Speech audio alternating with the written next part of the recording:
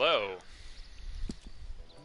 Welcome back to my Red Dead Redemption 2 playthrough with narrative analysis and commentary. This is Ansel Arnold, of course, here on my channel, and this is part 5 in the series of Red Dead Redemption playthrough, Red Dead Redemption playthrough series. Where I'm trying to focus on the narrative aspects of the game, which include things like character, positions, character motivations, etc.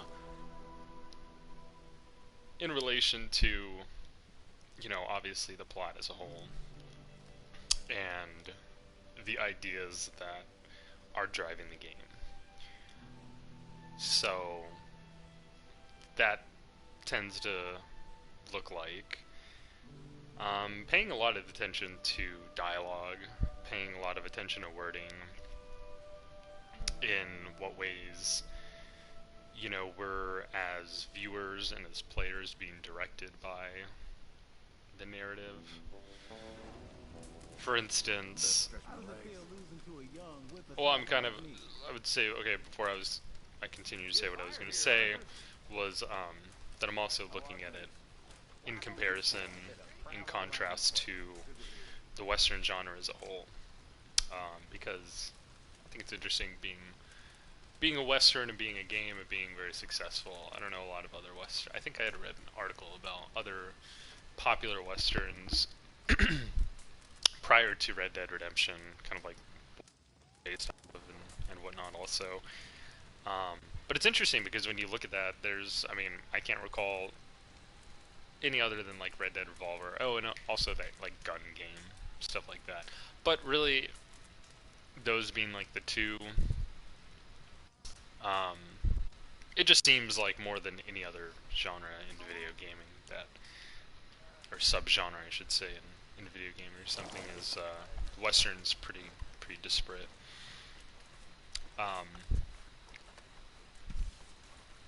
So with that said, I'm thinking about the game also in that context. But kind of back to what I was. Hey, Arthur.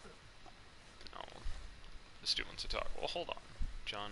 I'm doing my thing right now. We'll get to you. So basically, again, the way that the characters, use language, the way that things are communicated. Goddamn. I want to just leave me alone. Quite a country. Quite a country. Sometimes I'm glad I left the Navy. Too many men. Too many men. Sure. This world, far more genteel, huh? I never figured running in a bunch of outlaws would be the genteel option. Well, I've seen things, sir. I've seen terrible things. I could just tell him to fuck off. That's funny. Go away. So anyhow, kind of what I mean by narrative analysis is what I'm talking about. Looking at directions of the plot, looking at character decisions, how things are worded. Obviously, we're in a historical period, and so there's going to be multiple things that are expanding on that and that are trying to like reinforce that fact that that's kind of part of the theme, which is where this narrative analysis will obviously connect with the Western. In the Westerns also kind of historical setting for narrative and for things to happen and ideas and myth, I guess, more or less.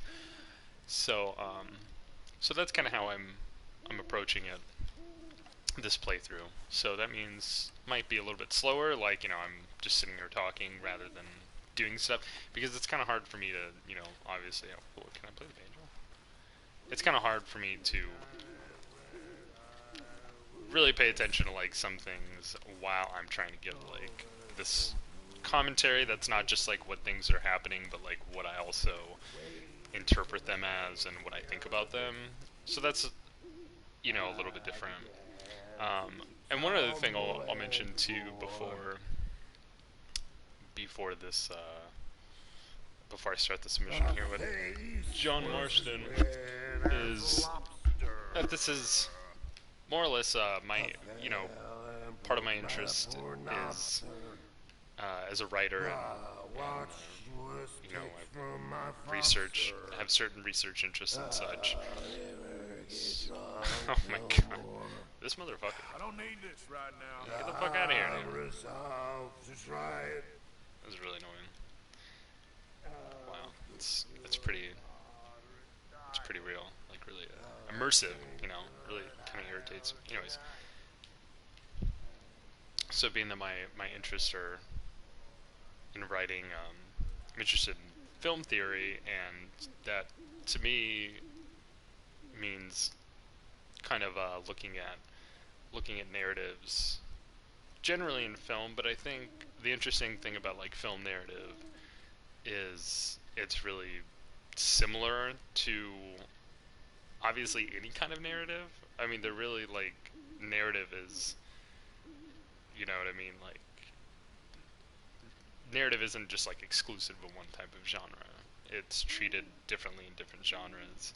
But generally overall, like narrative itself is, there in any kind of like in any kind of medium to some sense, I think. And sorry. So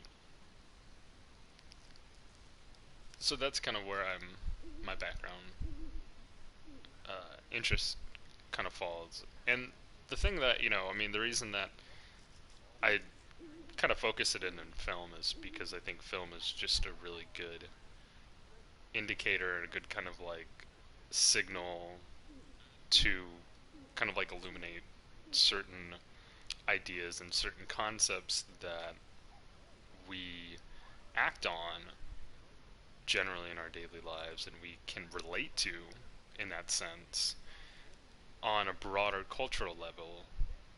Those ideas are very much acted through narrative and take place through narrative, and that's all over the place.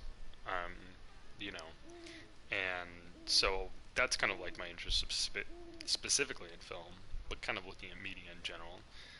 And really, this game too is pretty, seamlessly like the same thing as looking at film because it's just such a cinematic experience.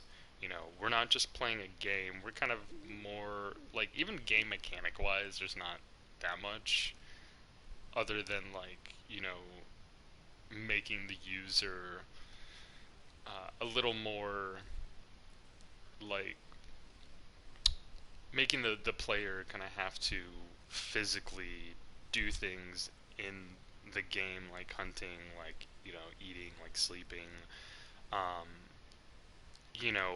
that are kind of specific like that make make the user take time to have to go do, rather than just running back and forth to like each mission or just kind of continuing that cycle. In some way, act like, or sorry, basically what I'm trying to say is I think that those things that they add in there really just make the player feel as if they're more kind of co-constructing the space, which they certainly are in a way, but as far as things specific to its game mechanics, I don't really know what else I could say about that. But so generally, anyhow, it's a very cinematic game. Obviously, that's why it's good for. What do you want? Uncle told me something about a train. What did he say? Mary Beth overheard something about a train full of wealthy folk rolling down through Scarlet Meadows just south of the state border. Yes. Need help with it? I ain't even sure about doing it. Come on. At night, not too guarded, it's perfect. Nah, I ain't thought it through. You know, stopping a train, pain in the ass. Sure, but what if we could force a train to stop? Well, of course. We get a wagon full of something flammable, oil. Put it on the tracks. They see it. They know they either have to stop or die. Ain't no train driver wants to be cooked alive. That is kind of brilliant. Genius. For you. And that is a real idea. I think that's the first time you ever had one of them. Shut up. You might be the first bastard to ever have half his brains eaten by a wolf and end up more intelligent. So we doing it? Yeah, we're gonna need ammunition, guns, look real frightening, and some dynamite to open up the train. I'll get the supplies. Gotta head into town for Abigail anyway. Don't even ask. You go find us an oil wagon. Yeah, I know just the place. They're always heading into that refinery. There's an old rundown shack just over the border, north of a place called Dewberry Creek. Leave it hidden somewhere near there.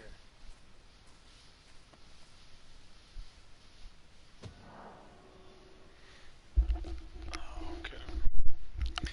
This happens every time because I stretch it. Because I save it. Even though I think it auto-saves, but I don't. I'm afraid it's gonna.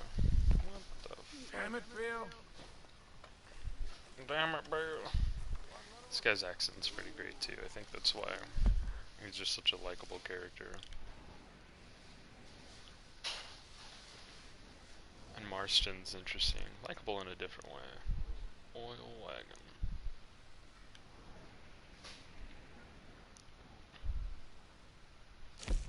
Micah. Fuck Micah.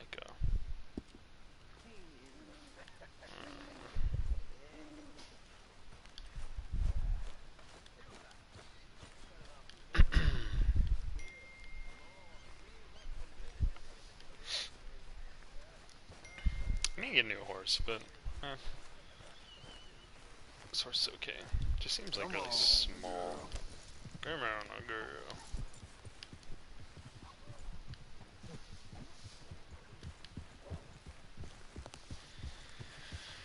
Alright, so we're basically gonna go rob a train. Coming up with new and exciting ways to rob trains. We're making the train stop so that it's one, less trouble for us, but then also it, I don't know, maybe that's it. I was gonna say it kind of seems like it's like a way of, you know, getting the train to do the work for you, you know? Like getting, like, gonna rob them by making them believe they'd be, like, worse off, basically. Well, you know, it's kinda, that's pretty cool, big thing, big rock. Wonder if they have shooting stars in the game.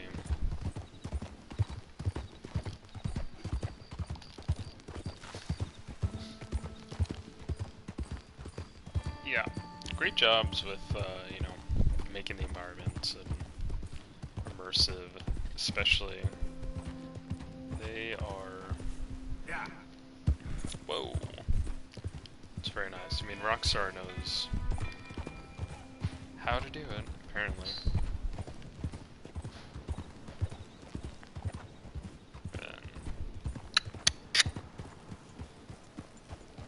You know, and I think that's definitely one of the very much like desired things maybe about the game and about the, you know, Western genre in general, is that like their environments are kind of... Hey, you ain't allowed to come much farther. This is private. What the fuck? Oh, sorry, dude. Private? Wow. Use some assistance with this. Okay, I'm going. Okay.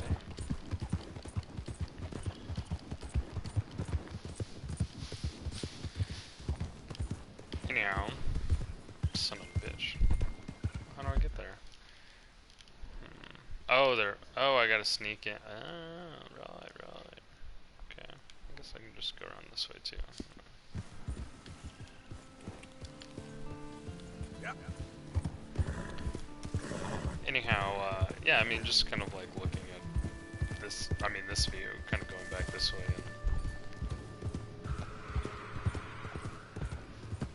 and the fuck? Very much get a sense of the space, and Go. oh my god, coyotes.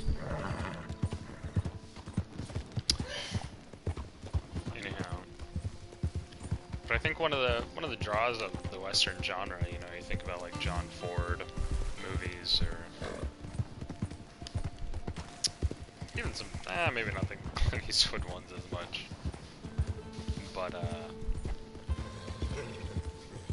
gonna stop this. Hold up. But the environments are in, you know, like, one way to describe them is, you know, escapist fantasy, where, you know, you're in this wilderness that is, what the fuck was that? So weird. But where you're in an environment where, oh, there's some smoke over there.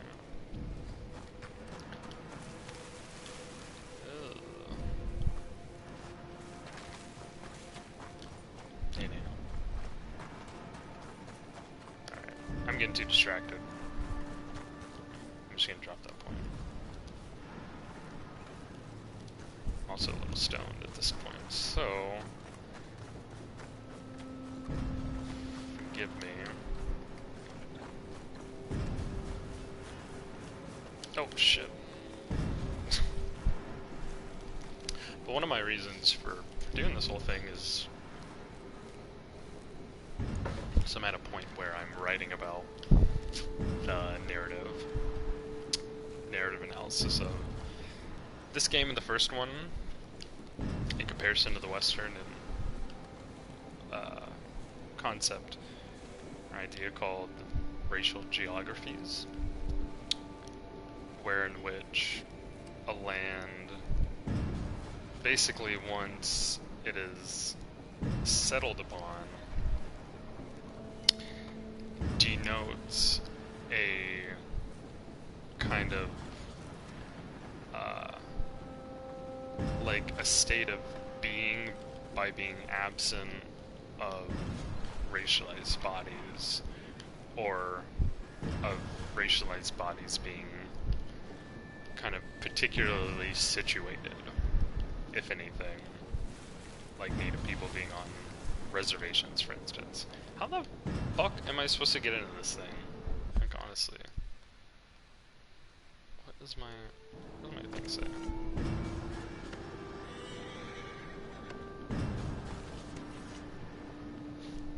I wonder if I can jump over it.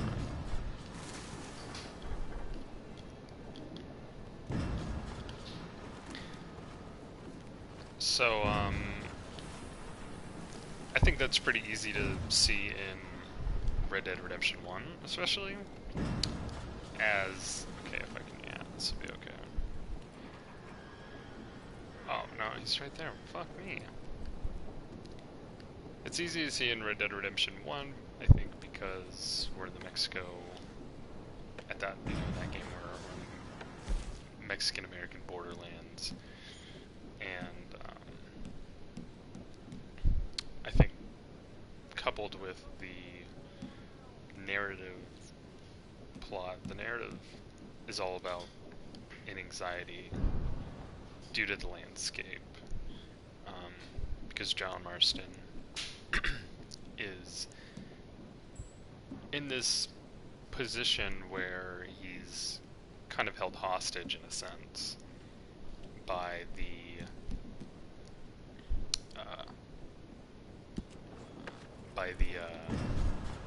you know, the government agents who are making him go after Bill Williamson and, you know, the rest of the gang.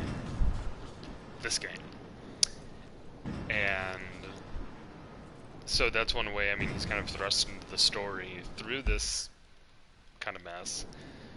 But then also, the narrative kind of position in the game, everywhere you go in the game, is really narratively dangerous, and kind of is just like one other obstacle that you have to overcome. Where in this, the obstacle that you have to overcome isn't kind of the landscape itself, it's what's moving into the landscape. It's what's kind of competing for the landscape now.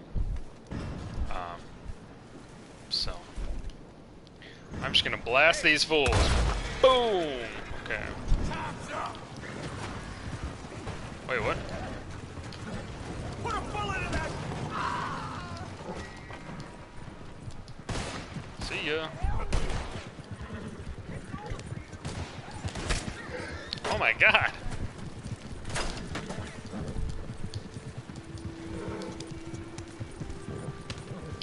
I don't really understand what just happened. I think I did what I was supposed to. Yeah. Okay, good enough. Good enough. Where...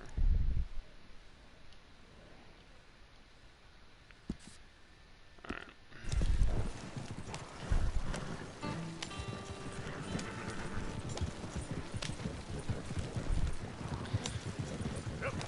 And interestingly, because we're now fighting like people that are coming into the land that are not necessarily a part of it, you know. Are these cops? Oh my god, what the fuck?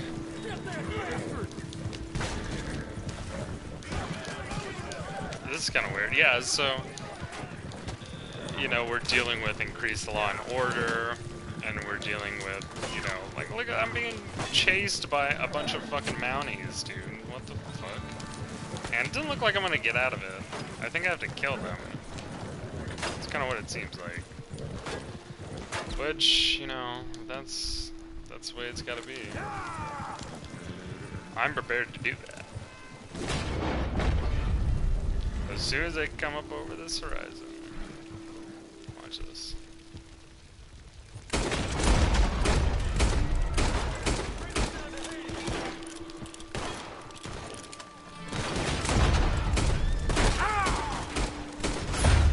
Oh shit. Nice. So I think that just means that I have to kill more people. So that's what's like funny too, is that,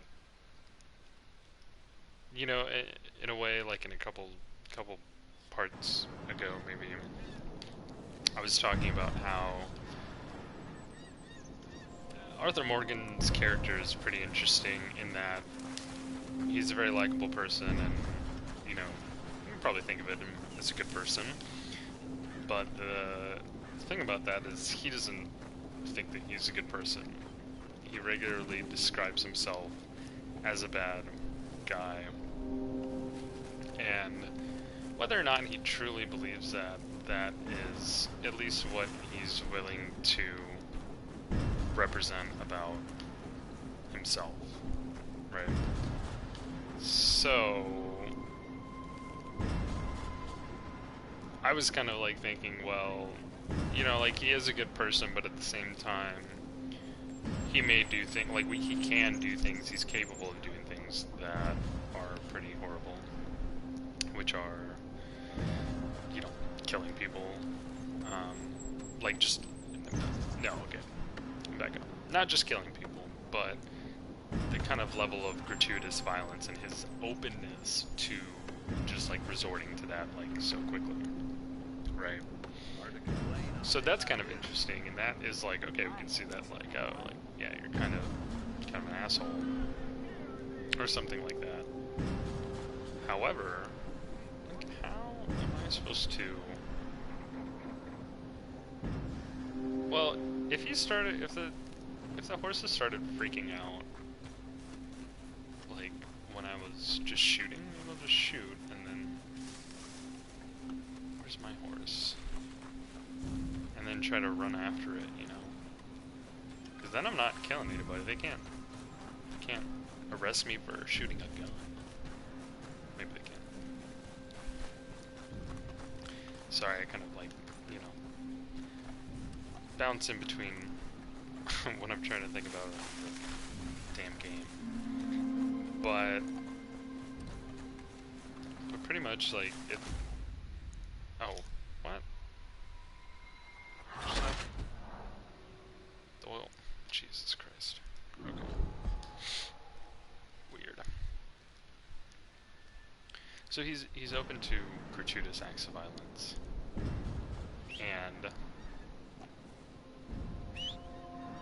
And it's such that kind of I could see how that would be like, okay, like he's, you know, not a good person then, like, or he's less of a desirable person. The thing about that is most of the time you have a choice. And you can be kind of like more or less violent and whatnot. But it kind of still remains that like every mission that you have to do basically requires you to like, I don't want to like really go in there and just like have this big gunfight. Not that I'm opposed to it morally, but I can't even not do it. So it's not even an option. Sorry, girl. Fuck. Yep.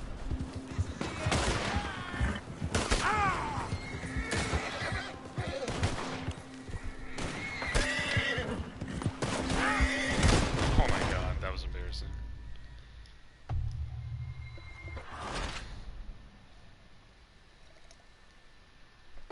Skip checkpoint, what the fuck does that mean?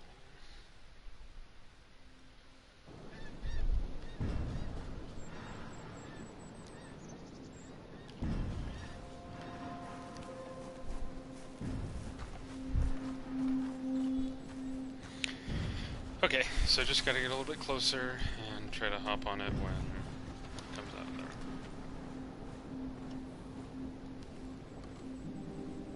But I also have a very hard time believing that they would not hear or see me.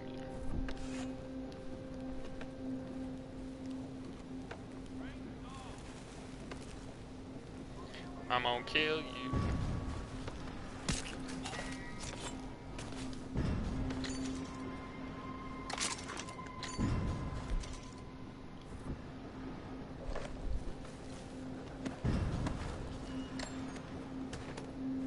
Nice.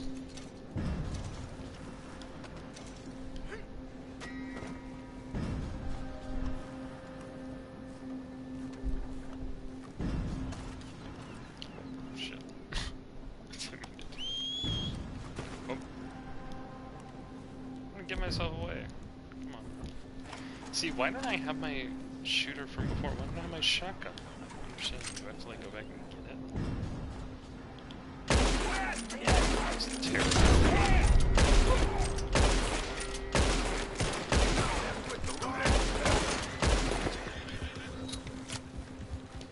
Oh shit, where's my horse? Where's he?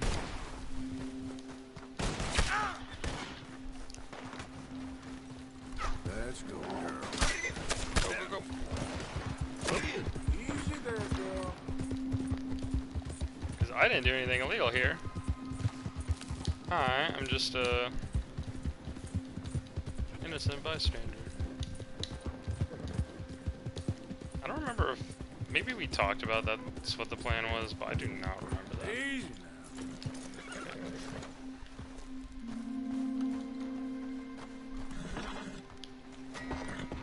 Yep. That's cool. I'm not wanted, and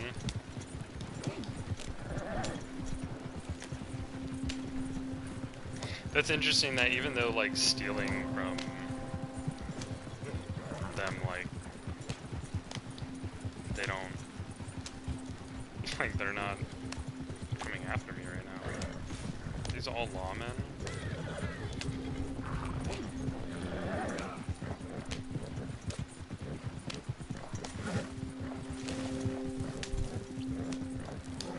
interesting kind of music switch between like this ambient stuff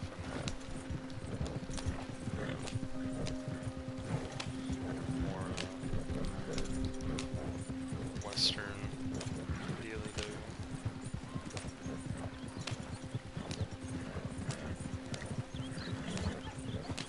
Yeah.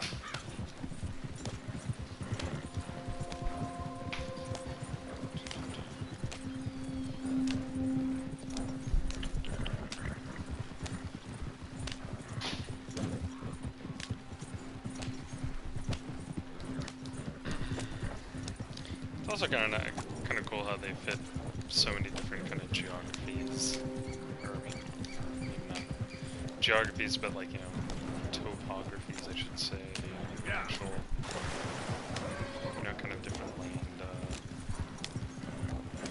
types and environments, maybe. I think it's cool.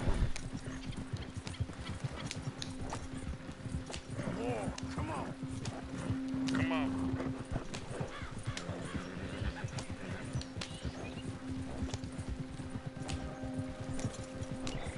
It's like just realistic enough, but not, you know, too much.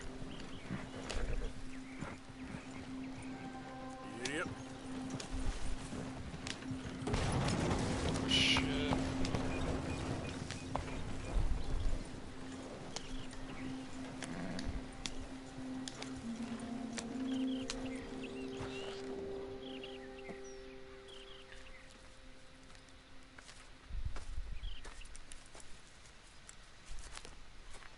Yeah.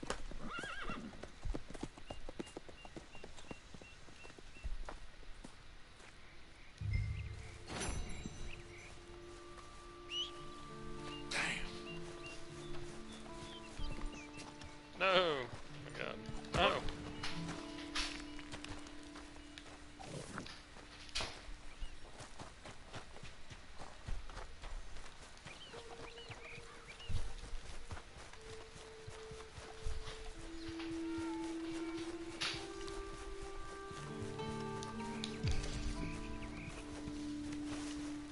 Your stamina upgrades, it's cool. Wow, look at this. So beautiful. Still my little mask on. That doesn't look suspicious or anything. Am I really gonna fucking walk home that day?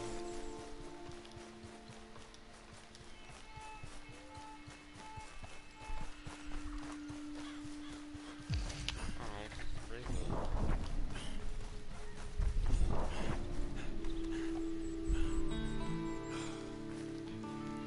Well, this is a nice walk up a fucking mountain. Actually, this would be good. Time for my camera. How come nothing I do on here saves? I kinda don't like that.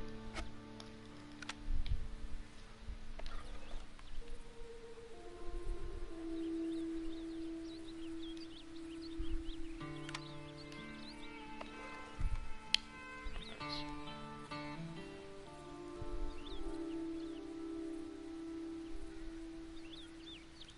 Well, now the fog went away. It's not as cool anymore. That's better. It's nice lighting. That is really cool how there's like dynamic lighting. You know, the lighting just totally changed pretty quickly.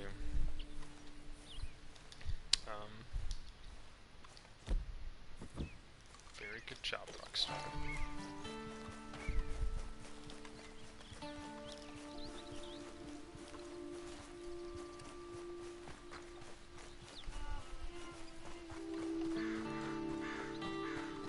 So I guess I didn't really have to kill anybody there. I mean, I had to kill that one dude because he was in my way. But, well, and I had to kind of kill other people. They just didn't report it for some reason. Or maybe I didn't kill anybody. I just like shot at them.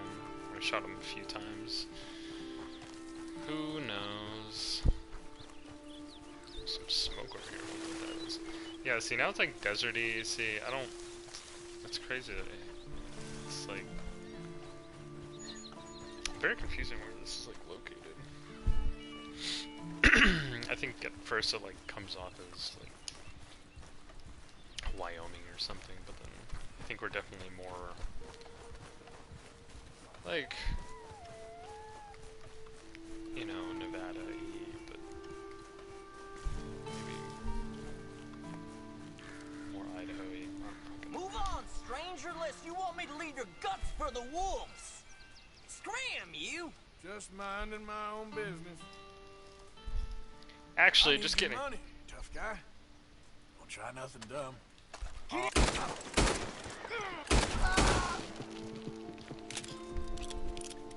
Oh, dude. I was coming here for the horse.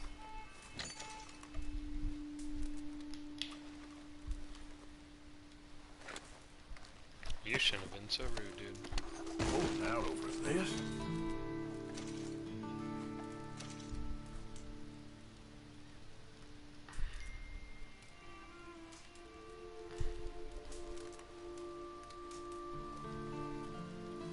I'm gonna cook some food.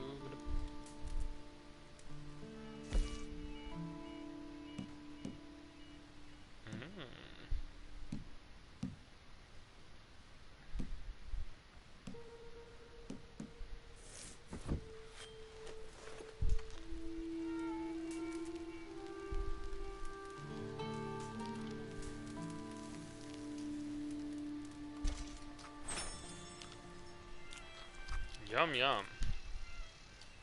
Alright. Alright, it's enough cooking.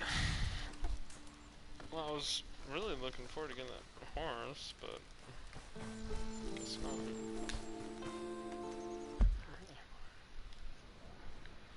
The Heartlands.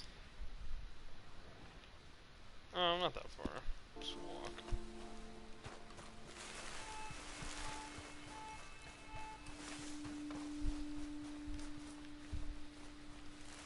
Yeah, crazy how much space there is.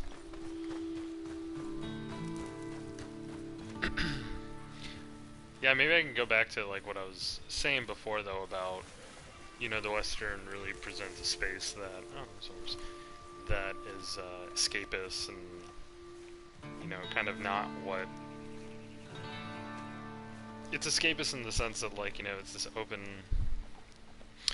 land that's not quite as regulated as the land that we live in now. Whereas if this were today, this would be like, you know, a national park or something like that.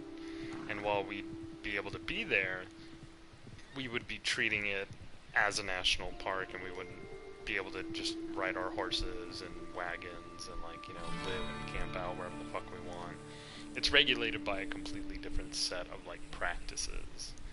So, in that sense, it denotes a time when that wasn't structured yet as nearly as much as it is now. It's starting to, obviously, in the game. But that's what I mean as far as it kind of can play this role. The thematic backdrop, the landscape can play this role as being escapist, as being a kind of place where desires are fulfilled because, like, they can be fulfilled and there's not, like, these restrictions that we have now.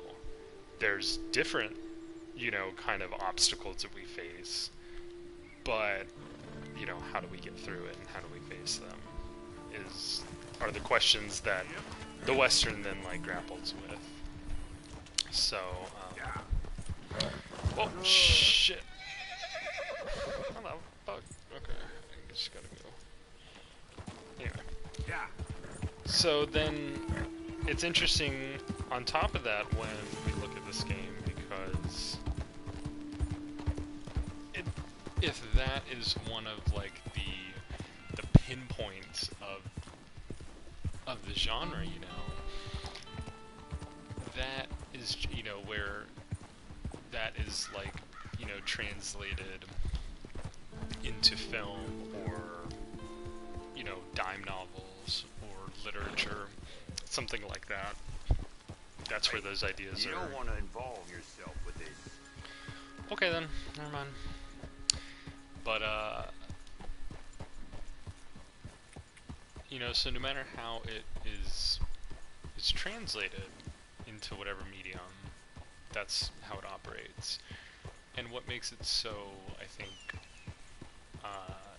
you know, what makes this game kind of so desirable then in that way, and how they're fulfilling it really in the game, is because they're placing you as like in that landscape, and not just as like the spectator of like the landscape, or you know, where the landscape can only be described to you in a kind of two-dimensional way, or you know, a multi, you know, or through sensations that you don't necessarily like, that aren't tactile. So maybe that's actually, no, now that I'm thinking about it, that's what I was talking about, trying to talk about earlier, was where my thoughts were going, was that part of the reason why it's so, why I think like the game and Rockstar, especially with this, with like the world that they built, why that world is so important for this Western genre, as opposed to like when we think about, or when we, you know, like Red Dead Revolver, or that gun game, the, from, you know, I can't recall too much of the gun game, I never played Red Dead Revolver, but from what I can imagine, and what I would think about most, probably like other Western genre games, is that that's what they were missing, was the tactile, or you know, was not just the tactility, but like was the environment, and like the vastness of the environment, and the importance of the land and the environment to the Western genre, you know, as escapist fantasy, and it's kind of the background for fantasy in general. Now, it's understandable that, like, you know, games weren't really able to be like, you know, have this kind of big world, you know, as you know, easily as they can now, or as like more accessible. So that's, you know, what would explain like other Western games. But what might explain their kind of like loss to the popular movement of gaming or something, like they're not popular from what I can connect, or like really well renowned. What might, maybe, I would like to suggest has to do with that then, is exactly what Rockstar is able to do and is doing with the Red Dead Redemption series, in kind of creating this world, or being able to like really capitalize on that portion of the Western that has to do with land, and has to do with imagining yourself in a kind of environment where these things are fulfilled. And they do it so well, partially because the world is so vast, right? Because the world is like, you know, it's an actual like world. Like I'm just been walking for like 10 minutes, and you know, I'm coming across people and blah blah blah, you know, and like I'm walking through these environments. So it places you like as the one who's experiencing, who's actually exploring the land, the landscape of fantasy, you know, of like escapist fantasy. Like you are playing it, or the one playing it, you are exploring that kind of area of fantasy, whereas again in film, or in literature, or in dime novels, or anything like that, or like comic books, I don't know, you are only you are only able to access that thematic backdrop two-dimensionally, or you know, through sound, um, you know, and through narrative as a whole. You're not able to kind of uncover things that are not on the surface.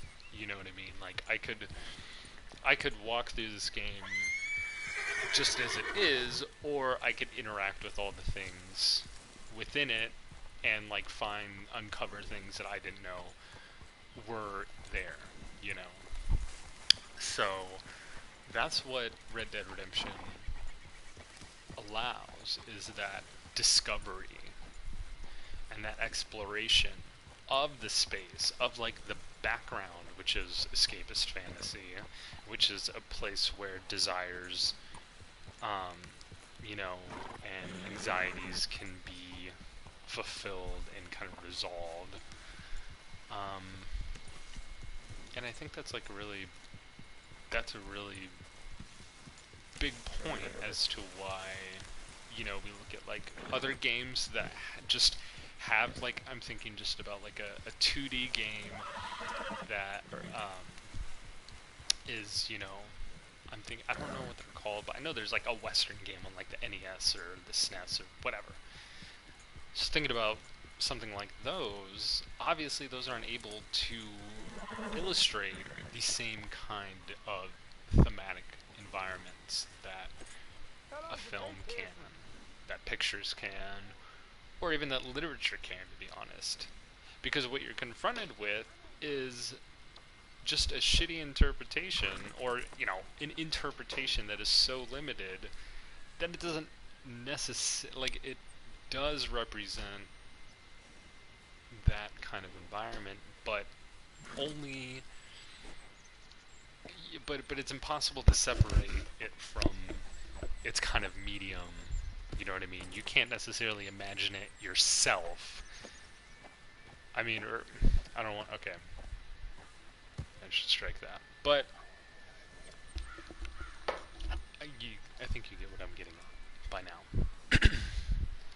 Is that, you know, this game has been really popular, and rightly so. I think partially through this partner. Ain't no need for that. But I think partially through this ability to, you know, really place the player in the environment.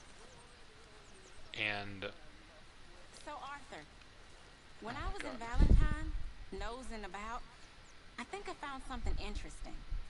What's that, Tilly? Well, I'm not exactly sure. Something about the doctor's office. There's something funny going on there. Saw a bunch of nasty boys going in and none of them coming out. Thank you. Maybe I'll go not take even a touching look. his face. Anything else? No, just that. Well, keep looking. Will do. But it's not just about Red Dead Redemption, like being, like, allowing you to be in the space and experiencing and discovering, but that discovery and that experience is tactile.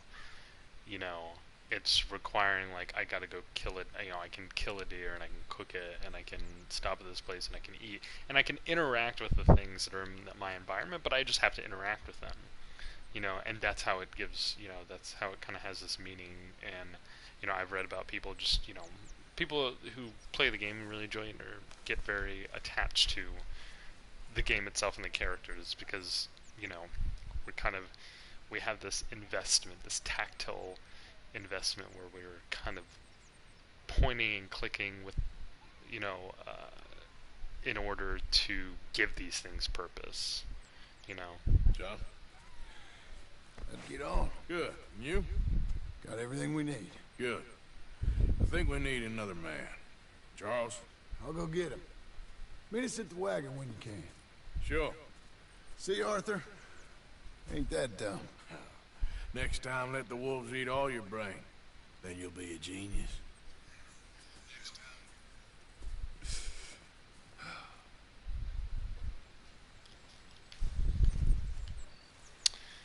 Alright. I don't really understand what he wanted me to do.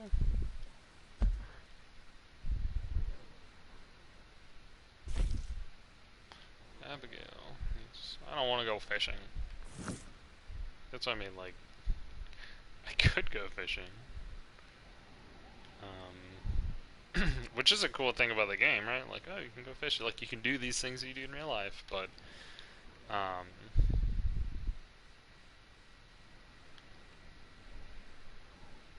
don't know, like, fishing in a game isn't necessarily the same.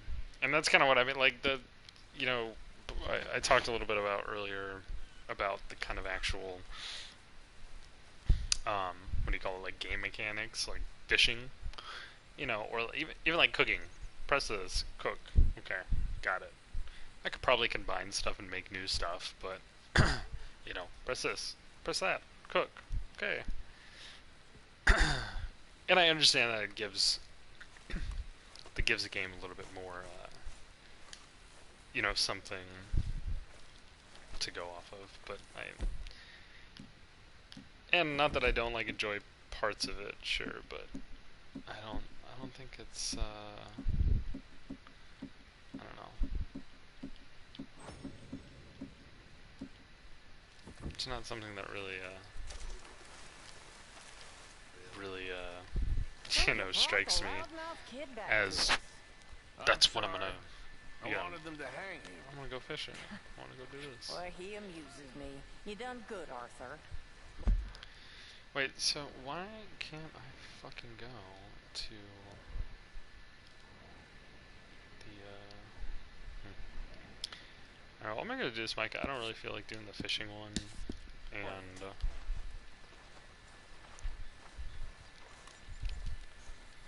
yeah. Hello, Arthur. My husband owed you money. Here it is. Thank you. And your husband, is he well? He's dead. Can I just take this horse? Cannot be mounted. What? Are you my new horse now? God damn it.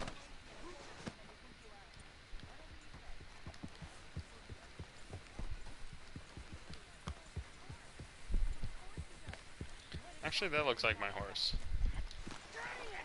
No, I don't think it is though. Lenny.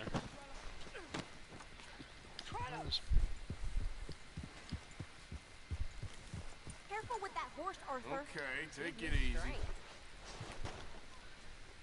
Oh, you can't ride in the camper.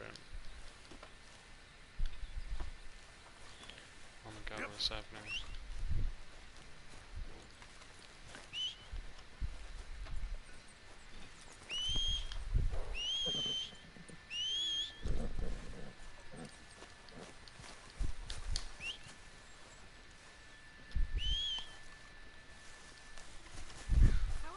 Come on, girl. Don't ask.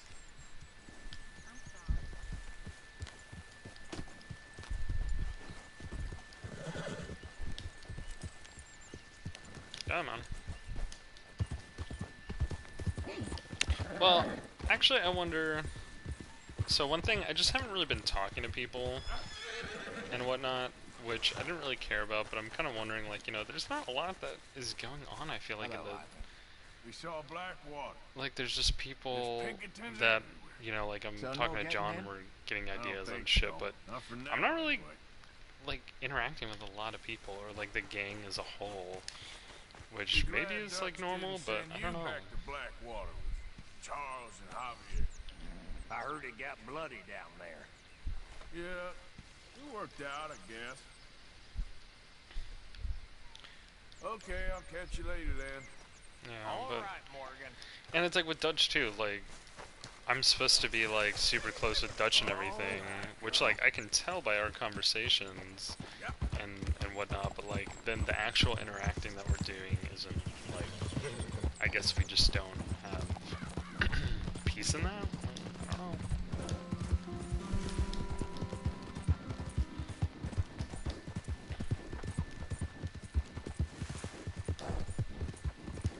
Howdy, stranger.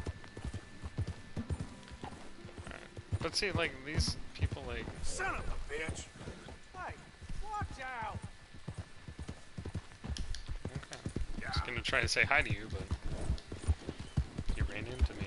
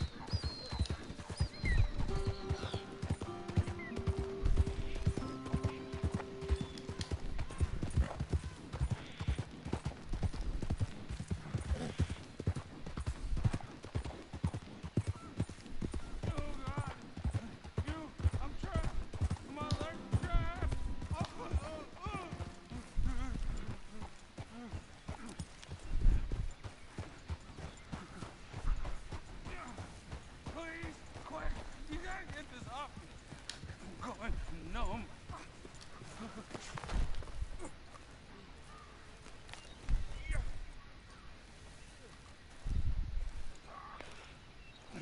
Come on, quick. I can't stay here much longer. You all right? Oh, this looks bad. No, I'm not all right. It's real bad.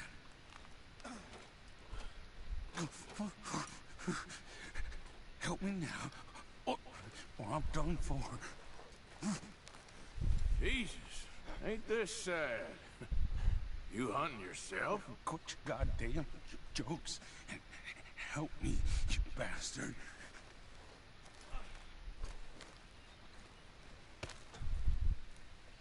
Keep at it.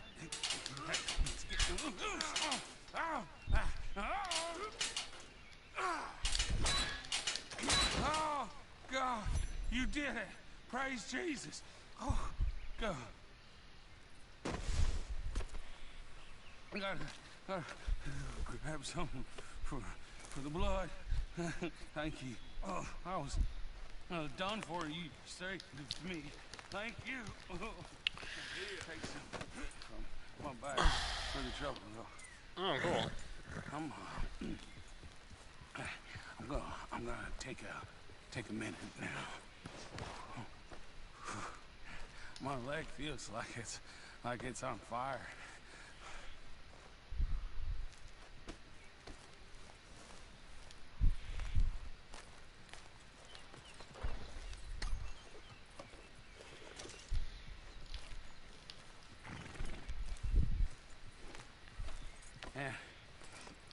And to think, I almost didn't bring the trap.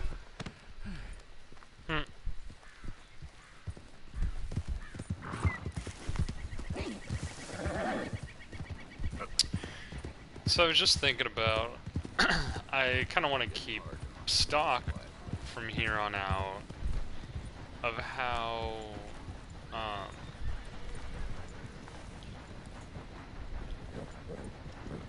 Need to get back off a bit. I kind of want to keep stock of how, like, how many missions and things like that you can do or that you come across. Because I'll just finish that thought. How many things that you come across, like the missions that you can kind of do that aren't connected to the larger story and whole, but maybe they are too. How many of those are like connected to this kind of moral aptitude test? You know what I mean? Like, if you do this, you're gonna help this person, and if you don't, they're gonna die. I mean, it really doesn't leave you with any kind of moral option because, or I mean, whoa, holy shit. That was crazy.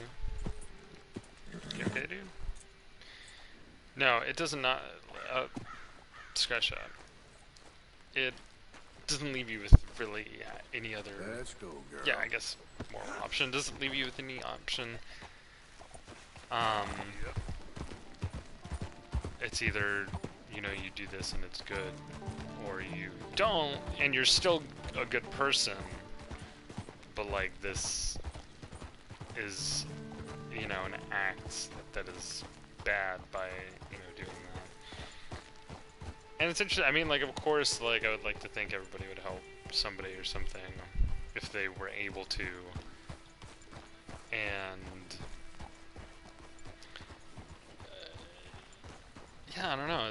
It's interesting in the way that it kind of communicates just coming across these things that, like, all these decisions are like these. I guess what I'm saying is, like, these decisions that are either right or wrong. You know, if you do them, you are right. If you don't, you're wrong. Kind of like earlier, I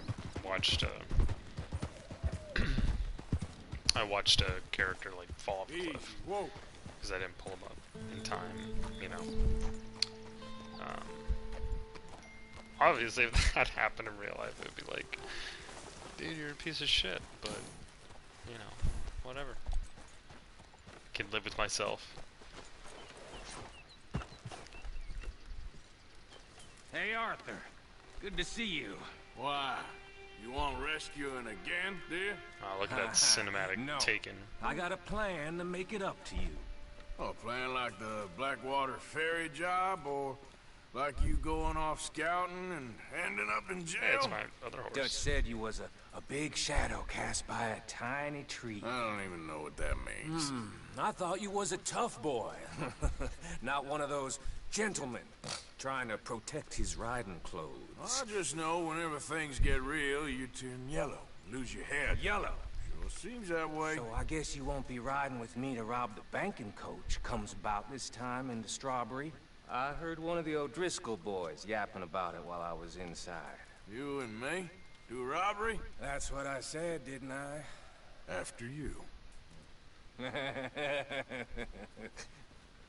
Come on. I know an overlook where we can watch for them coming in. Something that I just thought about. I'm gonna get some coffee actually before I start on this mission.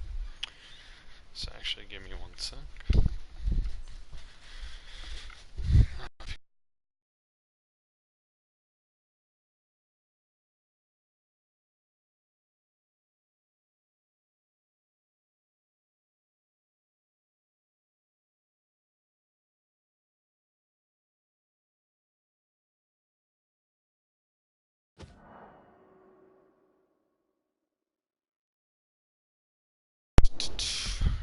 Okay, so I got some coffee. So, what this just made me think about, maybe it's not like, I mean, just because they're talking about robbing stuff, you know. What are you doing anyway, camping out here Was- like some crazy hermit? Can't exactly stay in town now, can I? That- Like I told you, I ain't going back to Hold on. Dutch without a peace offering. So what's the deal with this coach? What do you mean? Comes through about this time every day, like I said, the end. I mean, how many men, guns, riders? Nothing serious. You'll be fine. I heard the bank's been hiring every trigger man they can get of late. The meaner, the better. You worry too much. Forgive me if I ain't wholly faithful in something an O'Driscoll told you when you was half drunk in a jail cell. He kept yapping about it, saying how they've been hitting it on the regular. That's a good lead in my book. Damn, O'Driscolls are everywhere now. Bastards got a hold of most of Big Valley. Heard they took over some big ranch north of here. How the hell you and Lenny end up down here, anyway? Oh, you know how it is? Few loose ends. Drink here, drink there. What loose ends? Nothing that needs to concern you. I always pay my share. It concerns me when you put us in danger and we don't realize till it's too late. Like that move you pulled in Strawberry. Making me kill half the town just for your precious guns. Precious they are. You need to roll a little looser, Morgan. Looser? I seen you come full undone more than once now, and you only been running with us a few months. Are we gonna rob this coach or bicker about it? What's done is done. Guess we're robbing it. Then let's do it. Well, you know, so with this, like, why is Morgan, like, so, again, willing to to work with this guy again like this, and in a way, I don't know if he was asked to, or if this just, like, popped, you know, if I was asked to talk to him, or if this just popped up on my map. But, like, the dialogue, he's just like, dude, like, you didn't have to do all this, and blah, blah, blah. And he's just like, yeah, well, okay, you know, are we gonna do this or what? And he's like, yeah, I guess so. You know, it just kind of seems like, I don't know, as much as I like Arthur Morgan as a character,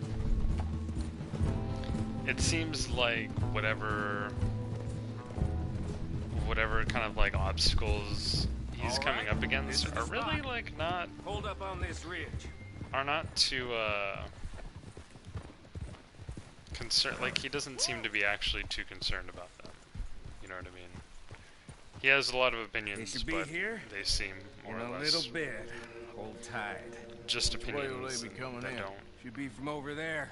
We need influence. to hit them fast But he actually does. before they get into town. It's beautiful. Just don't lose your head this time. Of course, tough guy. Sharpen the shit out of that. They should be here any minute. Yeah, look how sharp that shit looks. Look, there they It's are. just the game, but it's just like Right on in time. cinema Get mode, covered so up. that they just. Come on! Alright, that's how it looks. Yeah. Now we're probably gonna kill a bunch of other people. This is a robbery! Stop that coach right now! Not again, you son of a bitches. Got 'em back. What a goddamn bullet now. Stop that coach right now! Or you're all dead!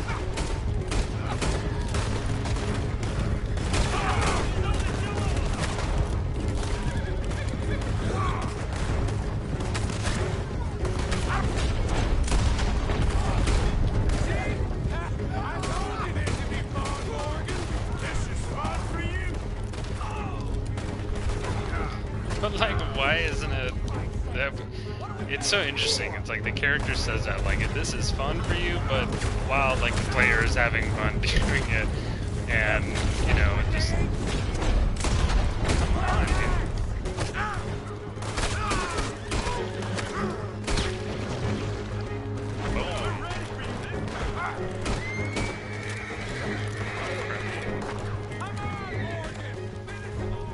Stop using my name!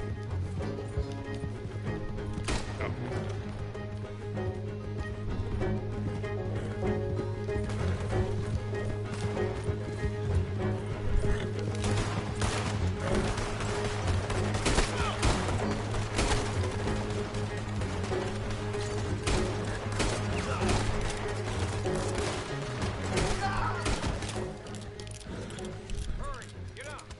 I'll drive. No need to keep your face covered now. It's just you and me, sweetheart.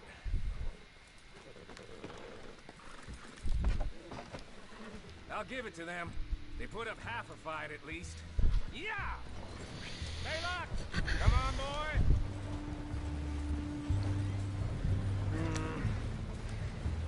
Here. Fine new rifle, too. Here you go, Arthur. From me to you. That's more your style than mine.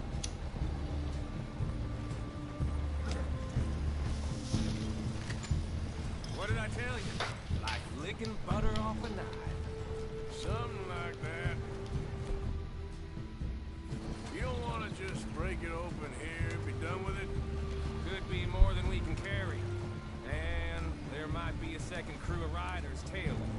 All right, then. Not to mention, we ride back in with a big take and a new wagon to boot. Dutch can't say we ain't pulling our weight no more, can he? I ain't sure I trust it. Shit! Now we're being robbed! Get across the river! So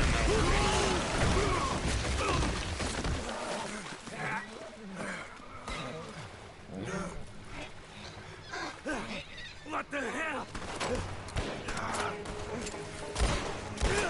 Come on, Arthur, get out of there! You dumb bastards! Damn! You okay? I think so. Just keep your head down. Let's finish. That goddamn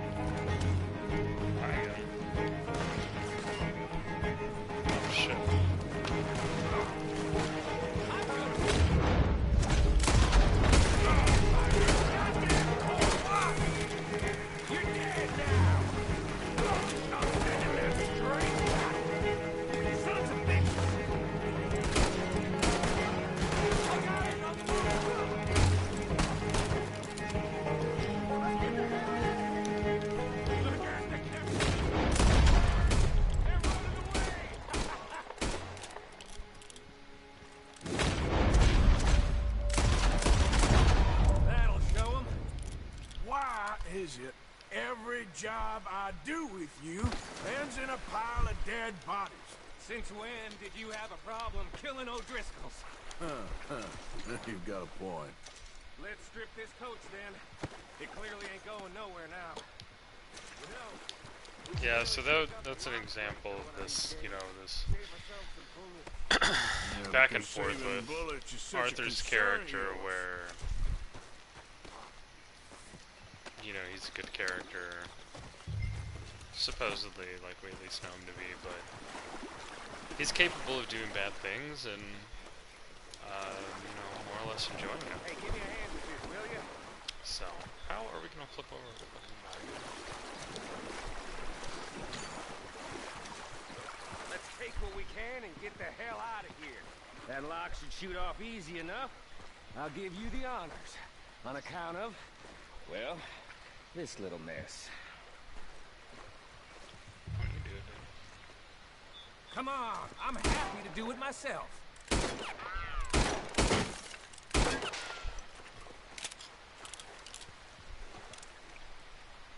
Oh, I can't see. Just thought you'd want the honors. That should do it. Come on, let's see if all this was worth All it. I see is you, me, a river full of dead O'Driscolls, and a lockbox. Why do we need to take the wagon? I'd say we're golden here, Morgan. Look at that. What's the cut here? It's good. Just make sure the gang gets its piece. Yeah. Like I said, big shadow, tiny tree. And like I said, that still don't mean nothing. Get out of here. Go see Dutch. Make sure you ain't followed. I know, Like, how did boss. our I horses know. get back? It's been fun. Where's my horse? My horse better be there. Wow, what a nice look. Look at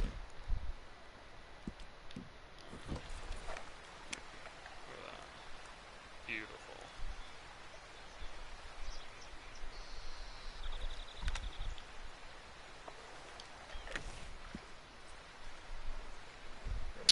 Somehow I got over. Got over here. Okay. But yeah, so My girl. Morgan's character likes what he does and is it's like a morally flexible character. He's like what you would call, so Yeah. I was working quite a bit on my essay today that I'm writing on Westerns and on Red Dead Redemption. Turns out that it will be more so about Westerns and, you know, racial kind of history about the West. And history about kind of connecting histories of the West to like the way that the West is viewed in, you know, contemporary and historical imaginations. So what I mean by that is basically when we think about the Western, there's this initial question of, you know, or maybe there's this initial assumption of where that takes place, right? It obviously takes place in the Western United States, but it generally also takes place specifically during a time before it was settled, and maybe by settled I mean more kind of settled by, you know, what we consider civil society, towns, and, you know, more industry, things like that, I suppose. So the Western usually takes place, right, at a specific time before that really reaches a level, you know, that we know about it today, that we can relate to it. So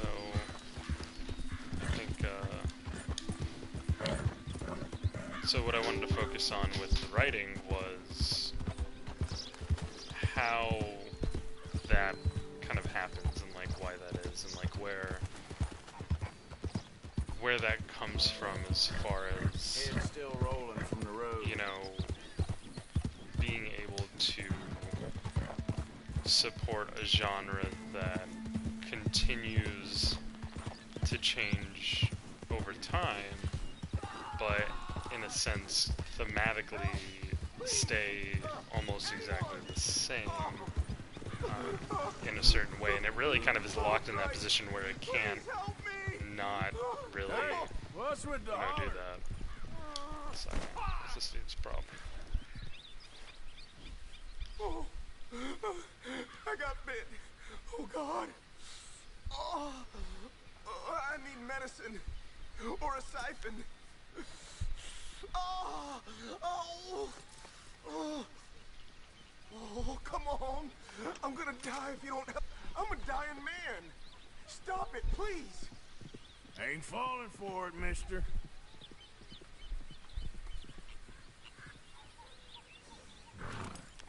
Oh, it's burning up. Alright, well, have fun. So yeah, I mean, things like that, like there's just, everything you encounter has this moral urgency, I would say, where if you're not going to act in that moment and make a decision, then, you know, what's at risk is really kind of what we fear most, right? It's like death. And I don't know. I think it just presents like everything coming across is people needing your help and your decision, you know, and you're, again, this like tactability.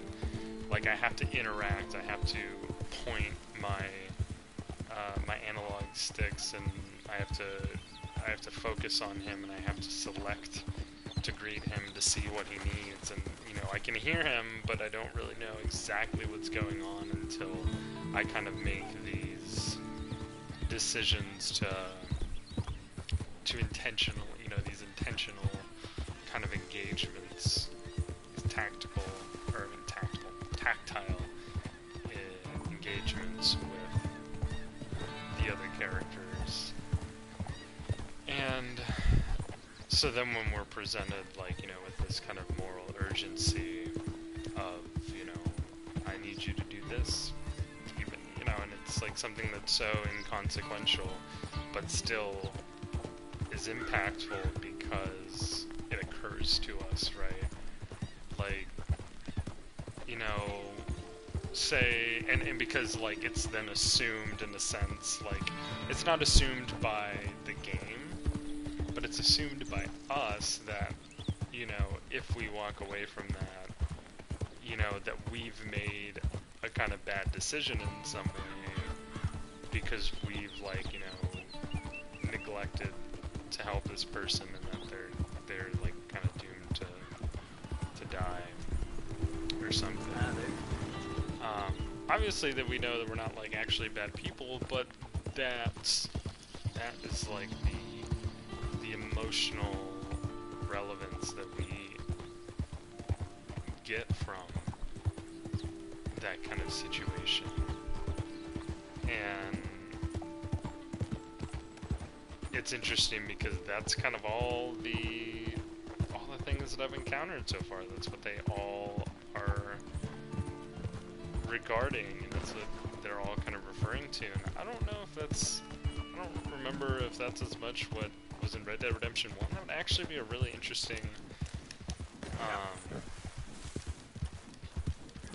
that would be really interesting, I think, to actually go back and look and take a look at, you know, those things, because on the one hand, I think that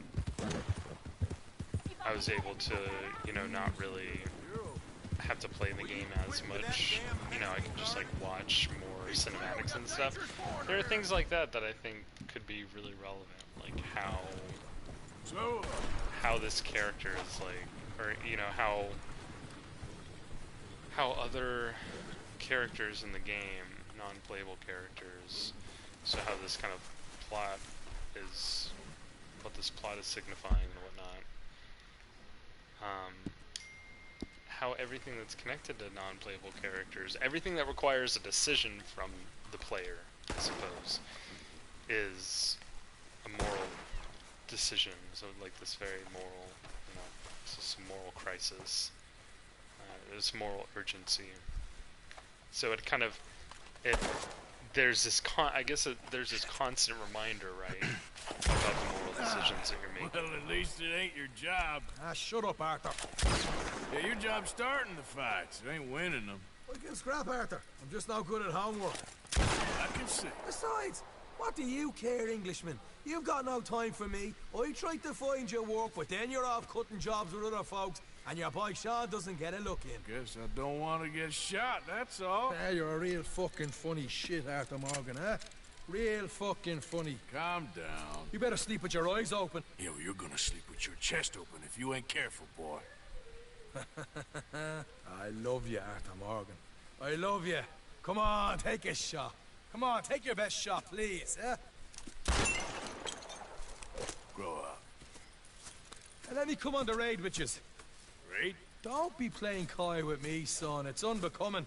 That bloody train you and him has set up. What you're doing out here, you're going to need guns, you're going to need men. Oh, that. So Marston told you? It ain't a big show. I need calmness. If I take you, I might as well bring Micah along. Now compare me to that oily turd again. You're a dead man. Fair enough. Anyway, Arthur, what's your problem with me? In fact, don't tell me. I already know. You are threatened by me. Threatened by you? Yeah, my youthful vigor. It intimidates you. Does it? It's a story as old as the hills. The changing of the guard, the fading of the light. You're toast, old man. Okay. And what are you? I'm the future, in all its glory. Well, good luck. Good luck and shut up. I want to get some rest before nightfall. That was super interesting. Wake up, you lazy son. I mean, just at like a What are you doing script, here, you know, kid? just like a I'm line. coming, John. On the job. Oh, I said just you weren't first. coming. Yeah, well, Arthur says I am. And it's his party, boy, so come on, let's go. Me and the big cheeses. Love it. Can't wait to slit some bastard's throat. You sure about this? No. Are we ready? Yeah. Train's due through tonight. All right, then. It's on. Charles? I'm ready. Gentlemen, let's go earn some money.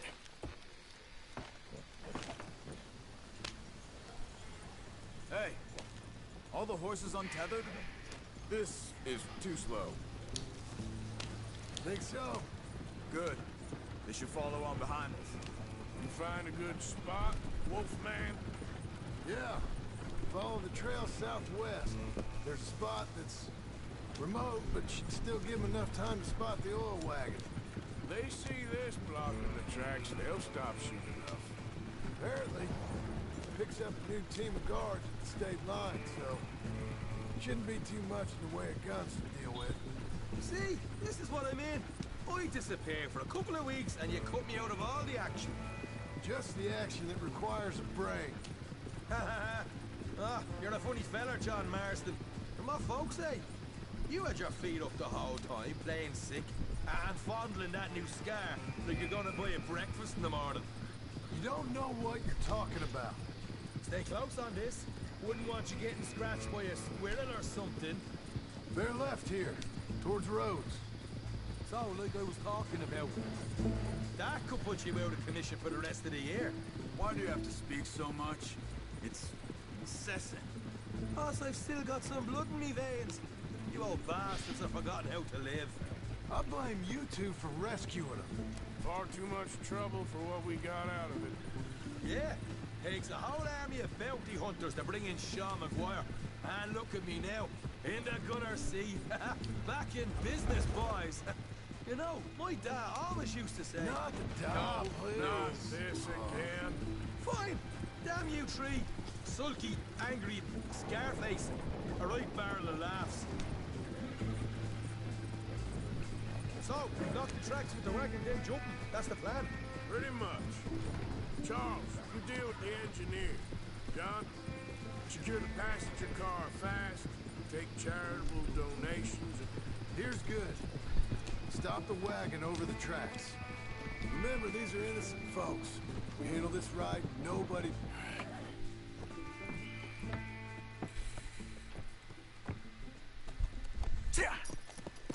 Mr. Marston, Mr. Smith, Mr. McGuire. Ha!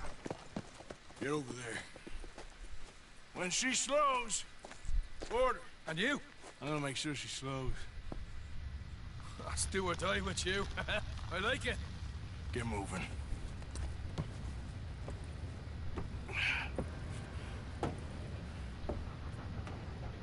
How's it gonna see?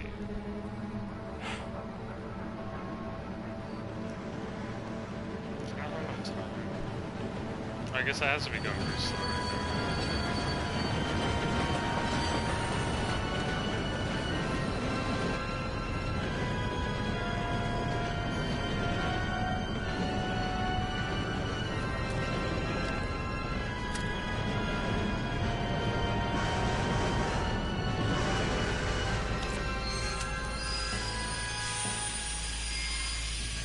How would it stop so fast?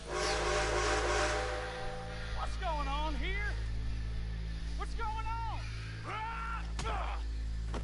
Nothing good.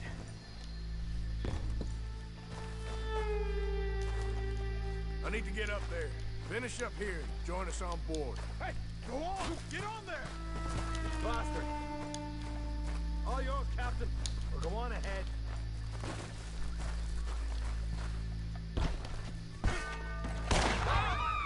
Everybody stay calm and don't you get shot. Go. Everything you got. Money, valuable. There you go. Let's make this quick, people. Come on. We ain't leaving till this bag's full. I ain't got nothing. Want to have a little chat with Romeo and Everything you Juliet got. here? What's the problem here? Money, valuable. Don't Now. do this. Just give it to I him, need Thomas, all your please. money, my friend. Okay, Come on, okay. okay. In the bag, everything you got. Keep it coming. Don't be shy. People like you make me sick. These two seem to think we're playing games. It's for your money, nothing else. Make me hurt you. God damn it. Sick is better than dead, lady. And I'm losing my goddamn patience. Let's just do what he says so this can be over. Ladies and gentlemen, this is a robbery. Let's make this quick. No, you go ahead and look for the baggage car. Right, you are. Tough guy, huh? You sure How about you that? wasting... Quick, come on! Please, I'll do anything. Everything you got. Money, valuables. We ain't leaving till this bag's Maybe full. what you won't got, get a damn mister. cent from me. Let me hand you over to my friend. Please Don't help me. Money now! Son of a bitch. Come on, jump it up, people. Don't be shy. Everything you got. Let's go. Is there more?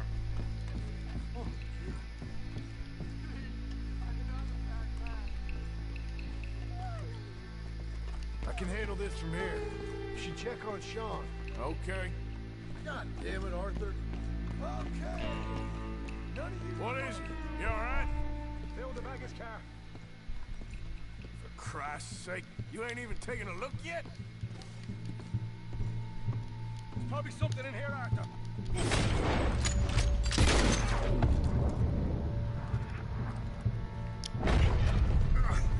I like those shots. Look at... For fuck's sake. For fuck's sake. I'm sorry. Get off the Irish. Need some help here, boy?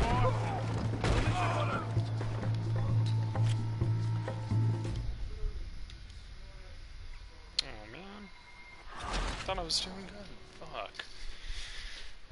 I thought Sean was gonna die. I think Sean's gonna die anyway. That's the feeling I get.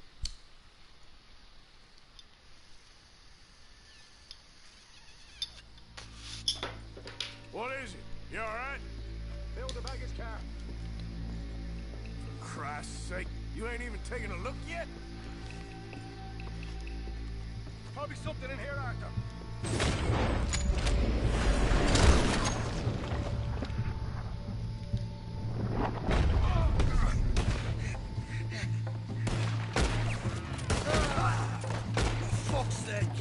For fuck's sake! I'm sorry. Get up, you little Irish shit. Get up. Need some help here, boy? I'll miss you, brother. This time I'll look and you provide the cover. I'll try my best, brother, but I'm seeing double here. Gives you twice the chance of hitting someone. Very funny. Come on, let me look at these fuckers.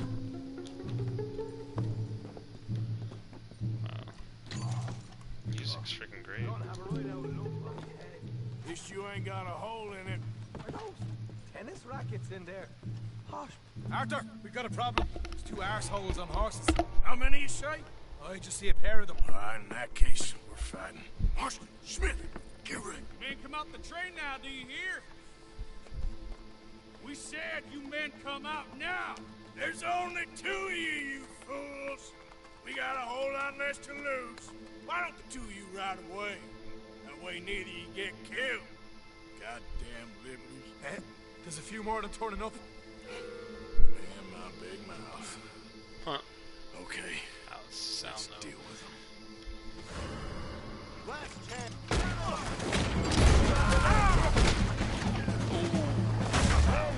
That was cool.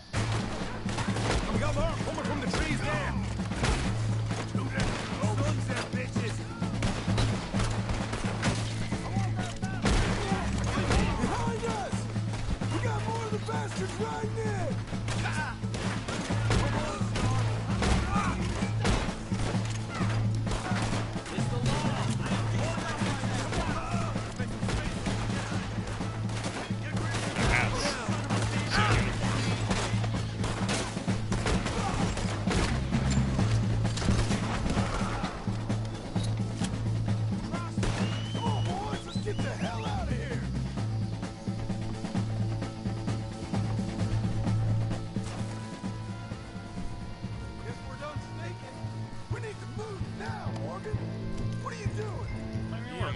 Let's go. Stay with me.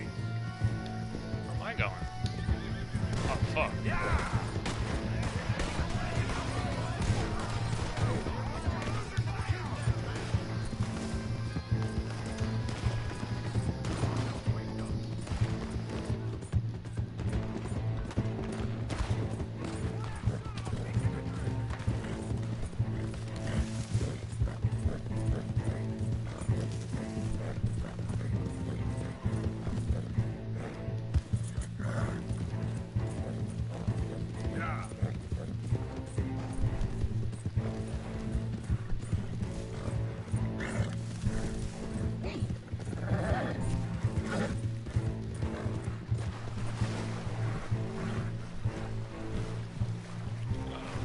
Uh-oh. I thought it was gonna be easier to cross. Damn, they were really fucking on my ass. Okay, they somehow got confused.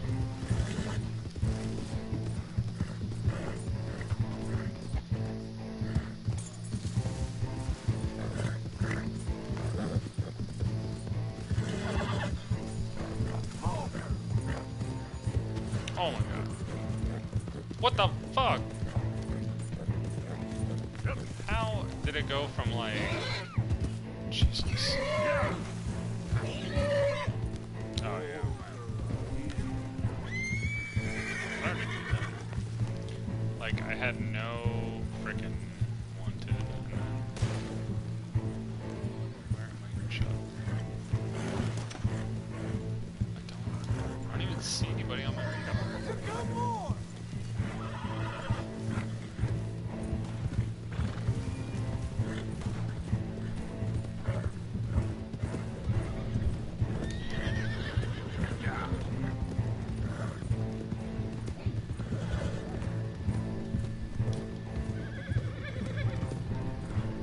And it's like funny at this point, like the music's just like stuck in this like was supposed to have lost them like 20 minutes ago.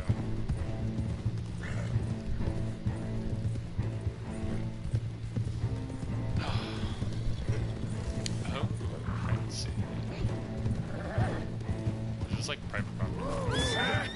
You hold that horse, will you? Arthur! All right, John. All right, Marston. Manor. Oh shit, yeah, there's different. Can we just get like we're clear, fellas? Whoa! Whoa! That was fun, boys. Real fun. We can see what they call you the professionals in the outfit. Shut up. At least we made some money. Hey, what did I get? Gotta be $100 here. Very nice. You weren't even invited. What now? We still need a real big take, enough for us to get out of here. Was that a setup? Law turned up real fast. I don't know. I don't think so, but I'm starting to get nervous. Think they followed us from Blackwater? Maybe. They found me already near Horseshoe, but I think this lot was just locals. I hope so. I'm gonna head into Valentine. See if I can get something started there. Good idea. Either way, we should all go it alone right now. You know the deal. Don't be followed. Of course not, boss. I see, so their kind of isolation from each other makes a little more sense now. Like, when I was talking about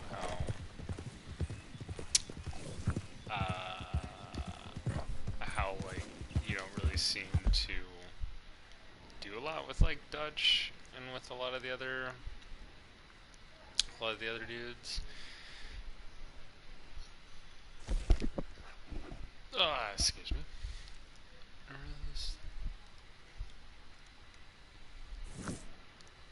Trading. Oh, I guess I'll just do this stupid fishing mission.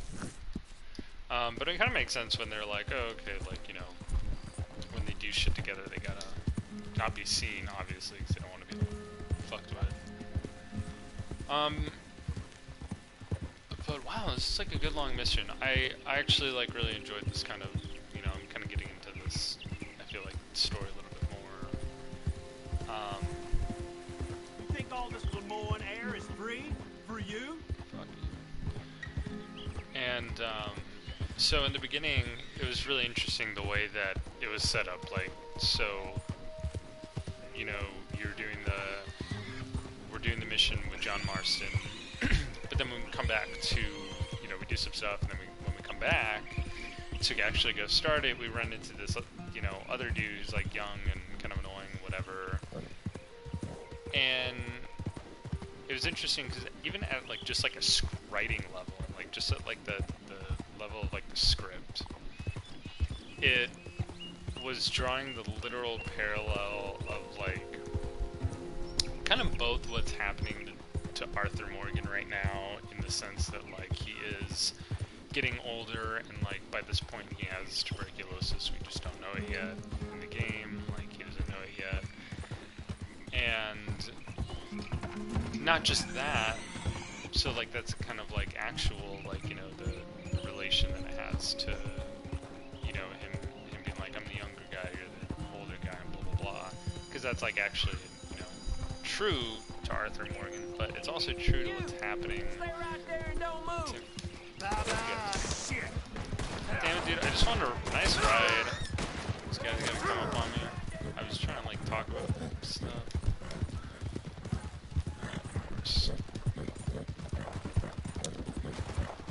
Jesus. Guess I'll just have to kill them.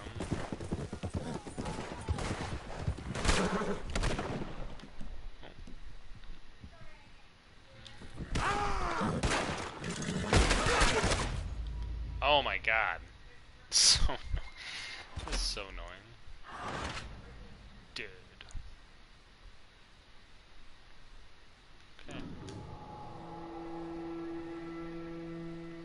That was very interesting.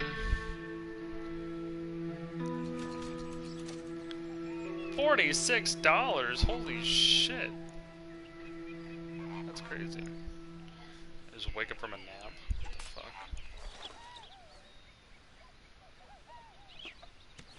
Fuck am I? Interesting.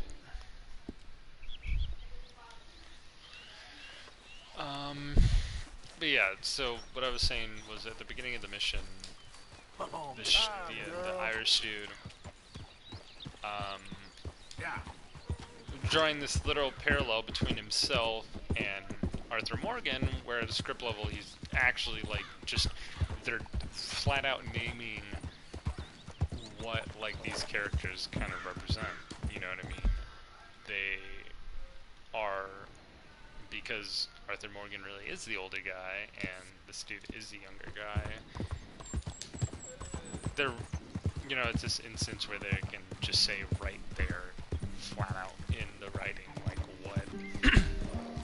what parallels they're drawing for the characters to, you know, other symbols and other, you know, symbolic representation. And so that was kind of you know, definitely interesting to me, because, you know, as I'm, you know, have been pretty much talking about with these, you know, with kind of like the morals of Arthur Morgan and his character, and kind of like how he's so fluidly in between Out them. of the damn way. You know, I was just thinking about like other Rockstar games. Like, is that how they treat things in Grand Theft Auto, for instance? Like, they're both taking, you know, occupations with being an outlaw, you know, sense of being an outlaw, and they have to do with like robbing, and stealing and stuff like that.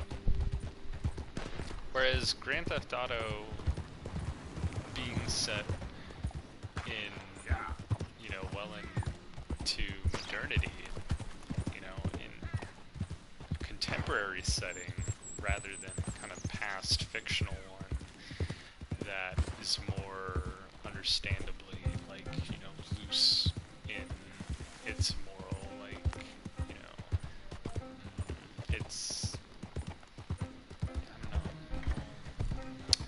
almost like this moral agency, you know, like more is, there are more things that are, you know, acceptable in a way. You alright, girl?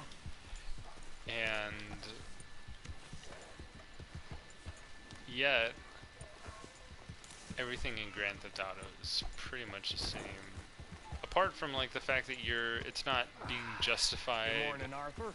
Perhaps maybe in the sense that like, of like morals, I guess. Does that make sense? Because like I'm just thinking about like all the random stuff that you come across that I've been coming, you know, that I'm saying I'm coming Good across. morning, And, like Arthur. everything is pretty much just like repeating this moral urgency. Like everything you're doing kind of has this urgent requirement. Every decision that you're like making, and from the beginning of this game, you've been constantly at kind of in this mode of transition, and in this mode of kind of like, you know, homelessness in a sense. Like, even though they're all like together and they have a camp and stuff, they're being kind of constantly pushed in other directions based on the nature of their mode of existence, which is,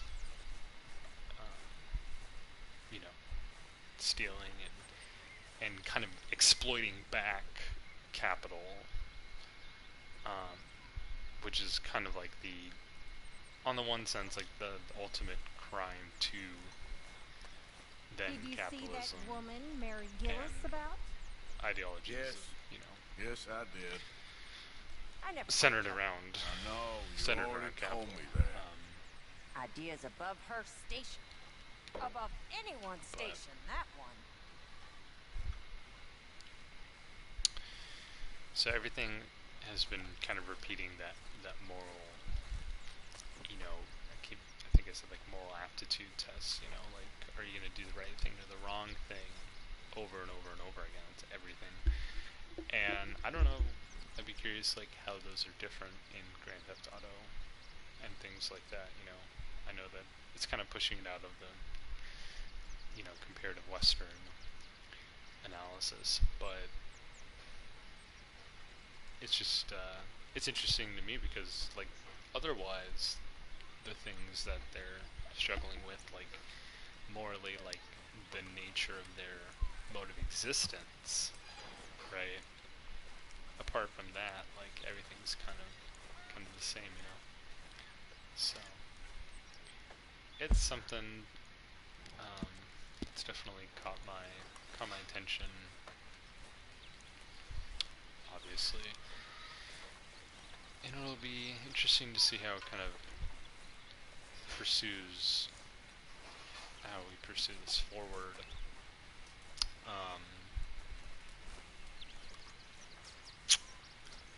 Yeah. Yep. So that mission really, and the way it ended, I guess, like, is really important. I don't want to talk about it. Hi, Arthur. Come here a minute. Yeah, hold up. And the way that ended is really important too, I think, because at the end they rob this train, and then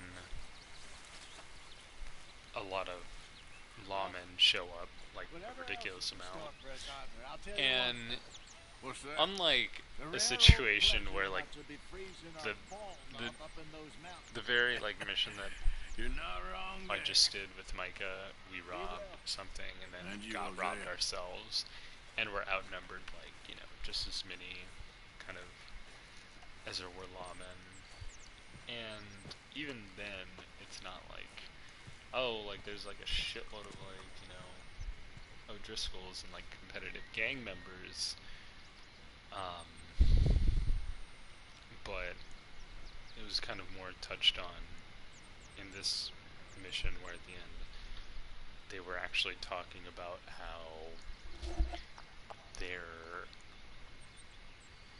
they have to like go about things differently because of you know, because of the increasing like law, and feeling like there's kind of seems like, you know, feeling like there's nowhere else, like they're constantly being kind of enclosed from all these different angles, like, you know.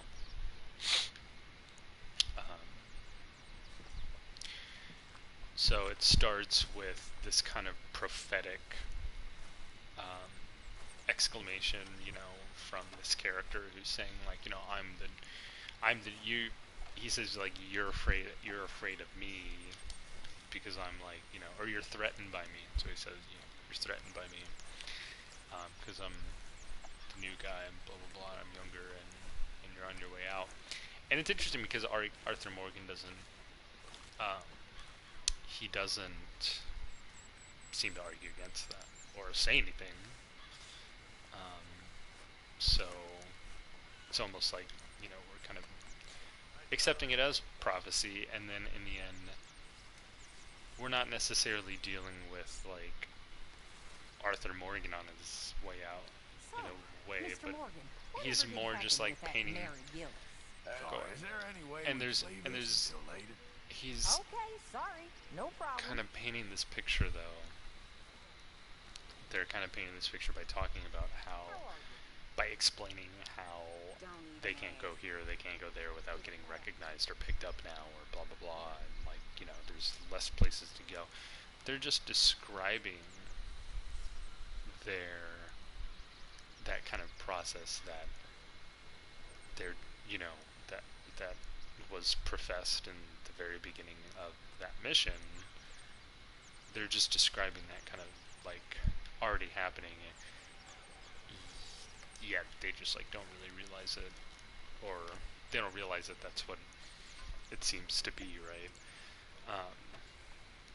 Because surely Sean isn't like the person that's responsible, but with Sean's, again, like at the script level, Sean's dialogue with Arthur in that moment wasn't just a dialogue between Arthur and Sean, but it's this dialogue that projects like a larger,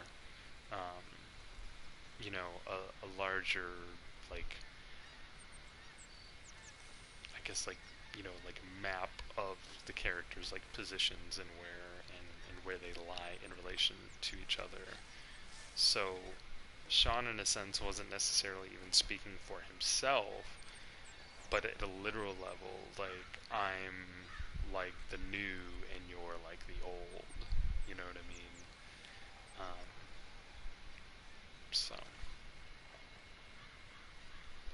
So I thought that was some really interesting, very interesting writing, for sure. And before I start this mission, I'm gonna grab some coffee real quick.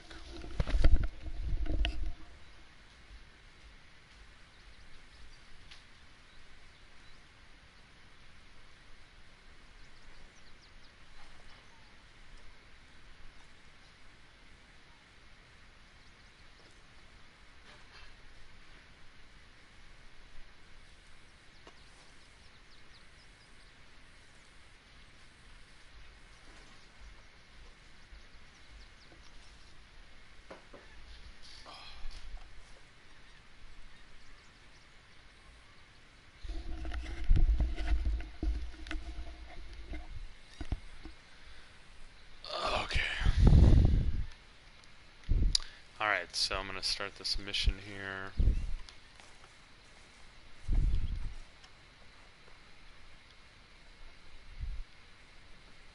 What is it? Can I ask you a favor? Probably not. Very funny. Would you do something with Jack? So charming. He seems kind of down. All this upheaval can't have been easy on the poor kid. Why? Because I'm your preferred nursemaid? Because he likes you, and, well, you know his father's useless. Okay. Thank you. Oh, alright. Jack.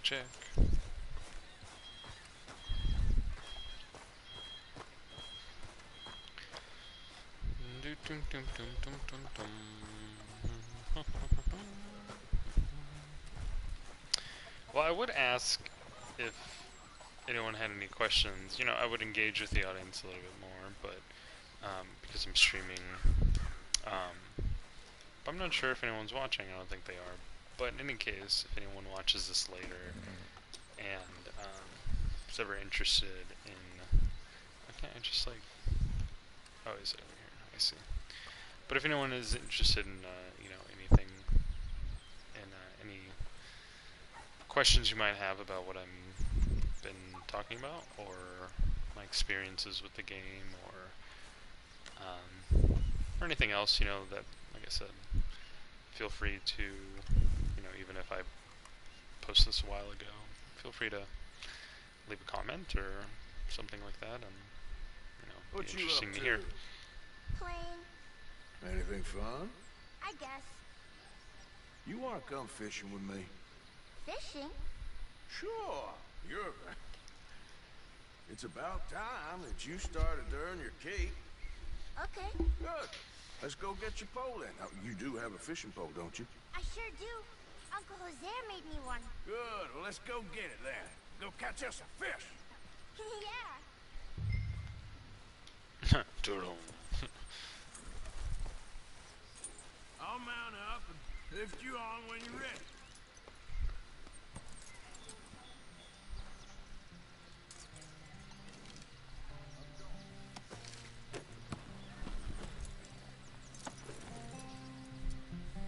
Alright.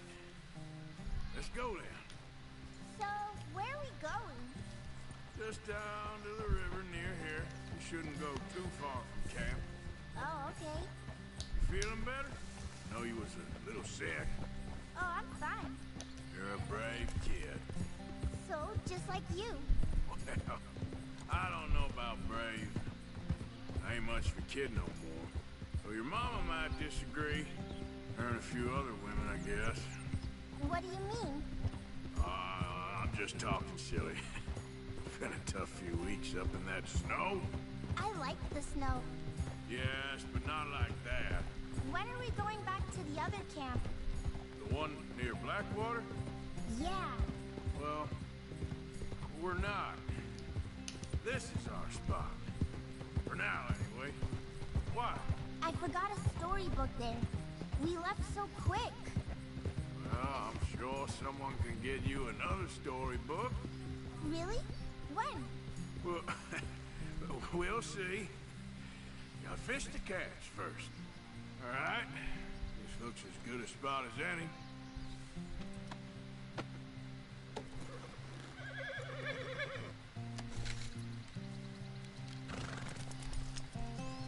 Where should we stand, Uncle Arthur? Down by the shore. Come on, follow me. Just by the water there, you mean?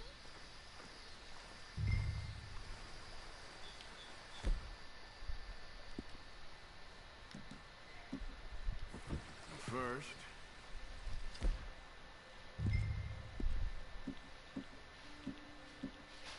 we need some bait.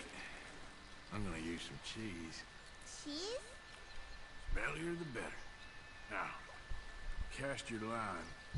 Swing the rod back over your shoulder and bring it forward in a smooth motion.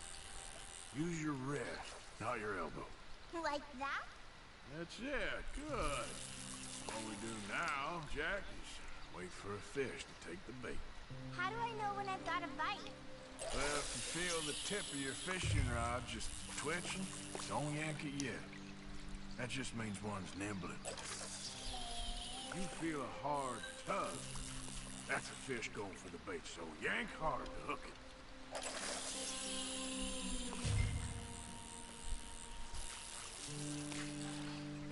Why is it so fast? Great fishing spot. Don't jinx it, kid.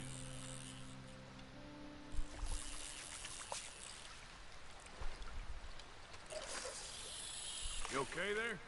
I think so. This is hard.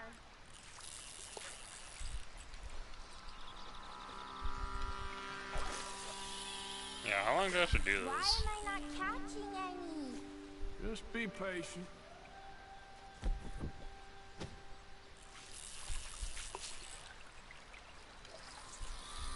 My arms are tired. You're all right. Can I take a break from fishing? I want to make something. Okay.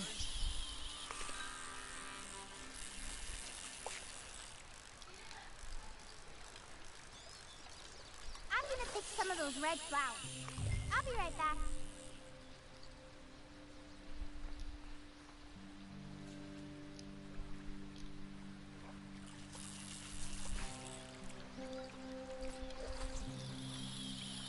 Let's try again. God damn it. I don't think I'm ever gonna catch a fish.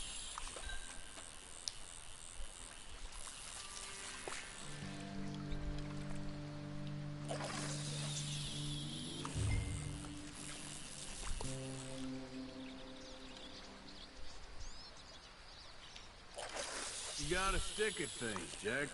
I know.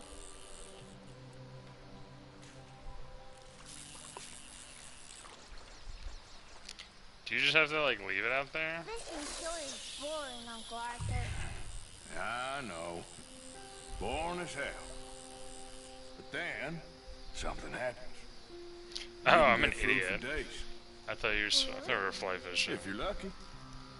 But until then, you just sit, and wait, try not to worry.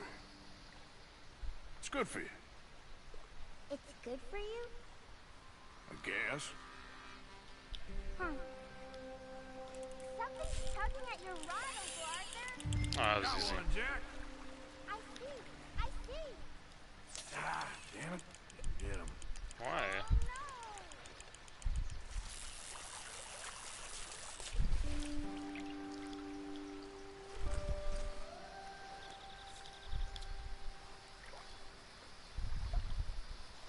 What are you making there?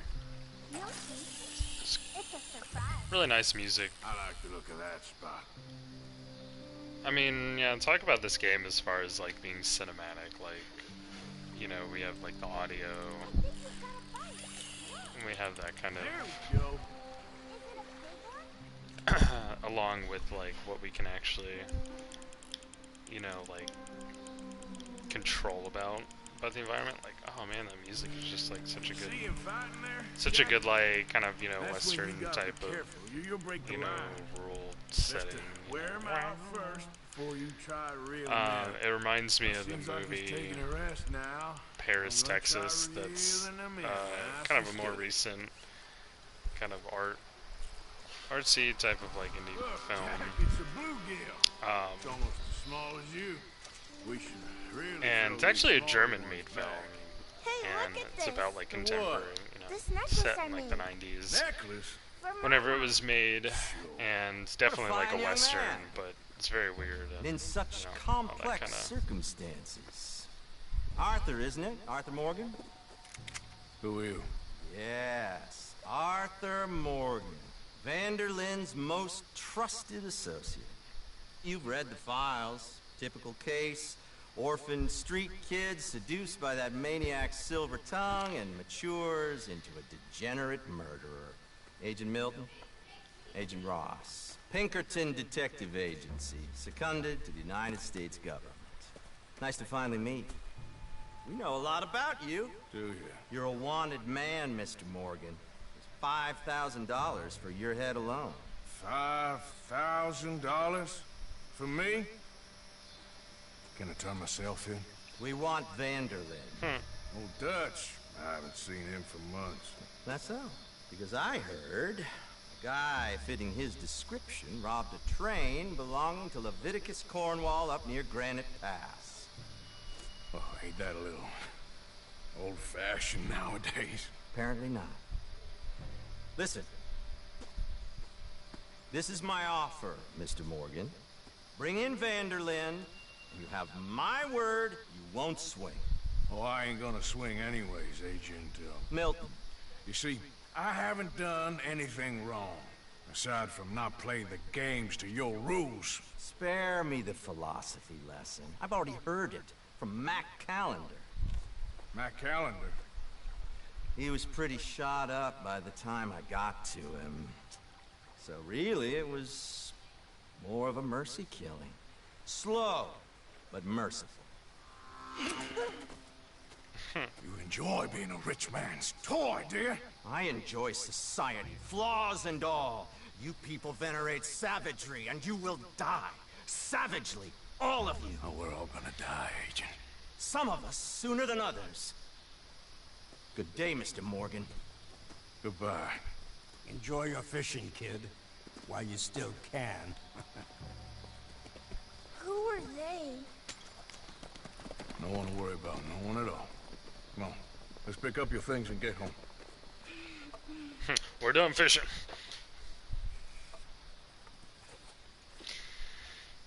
Yeah, so It's there's a getting lot late, going. Jack. Your mother'll be worried. Let's head back. No, she won't be. So there's been a lot kind of going on in this playthrough part. This is part 5. Maybe it's just because I have a little more time to play and I'm going through a little bit more. Why did you lie about where Uncle Dutch is? Because... Did you not hear me, dipshit? Well, because those are disagreeable men, and I don't want them to hurt him. What did they mean about Mac? Is he in jail? No, I don't think so. I hope he's just fine where he is. Like I said, don't worry about them. The world is full of disagreeable men. That's why you got all of us. Protect you. Folk like them. Now, how about that necklace you made? You still got it, right? Yeah, I got it. Good. Did you like fishing? It was... okay, I think. It's a lot of waiting around. It is.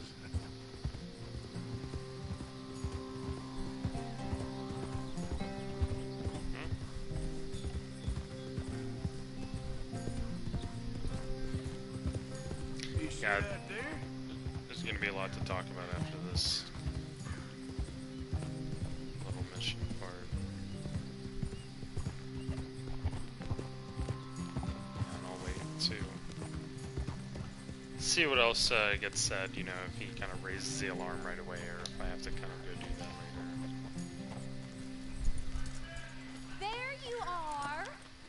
Oh, it's getting on. Great. We caught a fish, and I made you this necklace. Ain't that pretty? Ain't I the luckiest? Did you thank Uncle Arthur? No need. We had a good time. What's wrong? Nothing. Just met some folk. I better go speak with Dutch. Okay. Hey, you did real fine, kid. Thanks. I don't give a shit.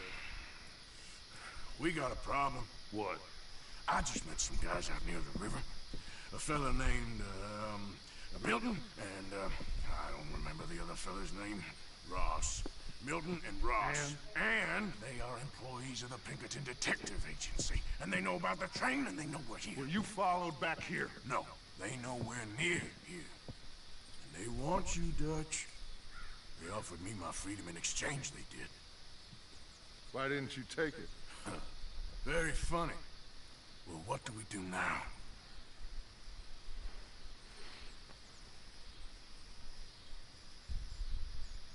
I say we do nothing. Just yet. They're just trying to scare us into doing something stupid. We have turned a corner. We survived them mountains. We just need to stay calm.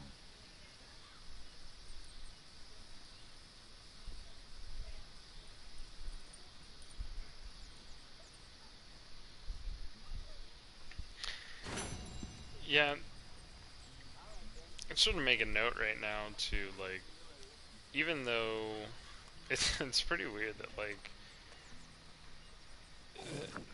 there's, like, Arthur Morgan really is loyal to Dutch and really looks up to him and all this stuff, but, you know. Saw, met, and got the full message. What did you think? I think we're in real trouble, but the only way out is forward. I know. That Blackwater business seems to have finished us.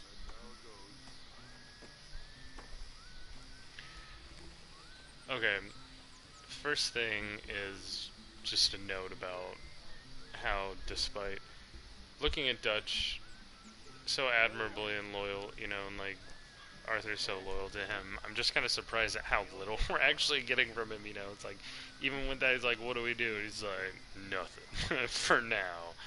And kind of says some things, but then keeps going. And every moment he's always like, he's always skeptical of Arthur in all this, and it may just be because of the game, but it's like, you know, we never really actually, or we haven't yet, like, I'm surprised at the minimal amount that we've seen them kind of interact on a more intimate level. So we might see that going forward. Or what I kind of predict will happen is that it will, it'll be used as kind of like a, you know, right before he pulls the rug out from under us, you know, like Dutch will kind of open up to us and really rely on us, really depend on us, and then he'll fuck us over in kind of some way, or, you know, whatever. Which I've kind of already seen, like, you know, happen a little bit, I'm not gonna lie, but it's hard for me to put all together, like, everything that I've seen about the game, apart from, like, a few specific missions on, like, the native, on the native folk, and that whole, like, mission line, which I'm kind of excited to, I just want to get to that point already, like, you know, which I guess I could, like, be doing other stuff too. But anyhow, so that was just, like, a quick note I wanted to make. Second note I wanted to make was, oh man, what did Hosea say? He was just like, oh, the Blackwater business really, like, fucked us and shit like that, you know, like, look what's happening now, like, the Pinkerton, blah, blah, blah. You know, and the one comparative Western film that I can think of would be, like, The Wild Bunch,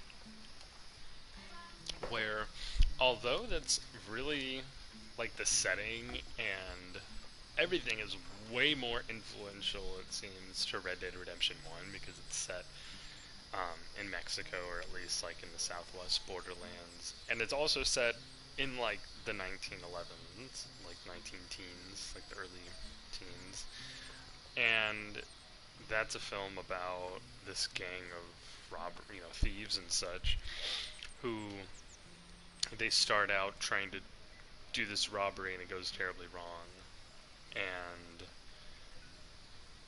so they kind of, I think I've talked about it on here before, but they kind of,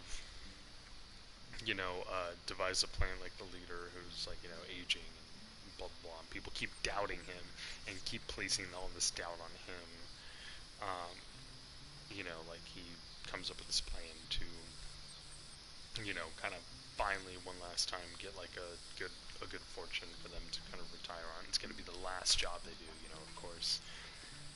And so that's kind of like what that just like reminded me of, in a sense. Like it's this event that happened that's kind of like it's all down.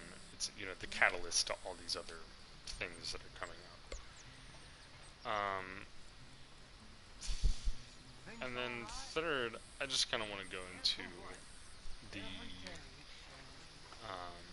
the aspects of that mission, where it's going to be just like a good episode for me to rewatch as well, just to listen to what's happening and like get some notes, honestly, because what happened in that mission really was, so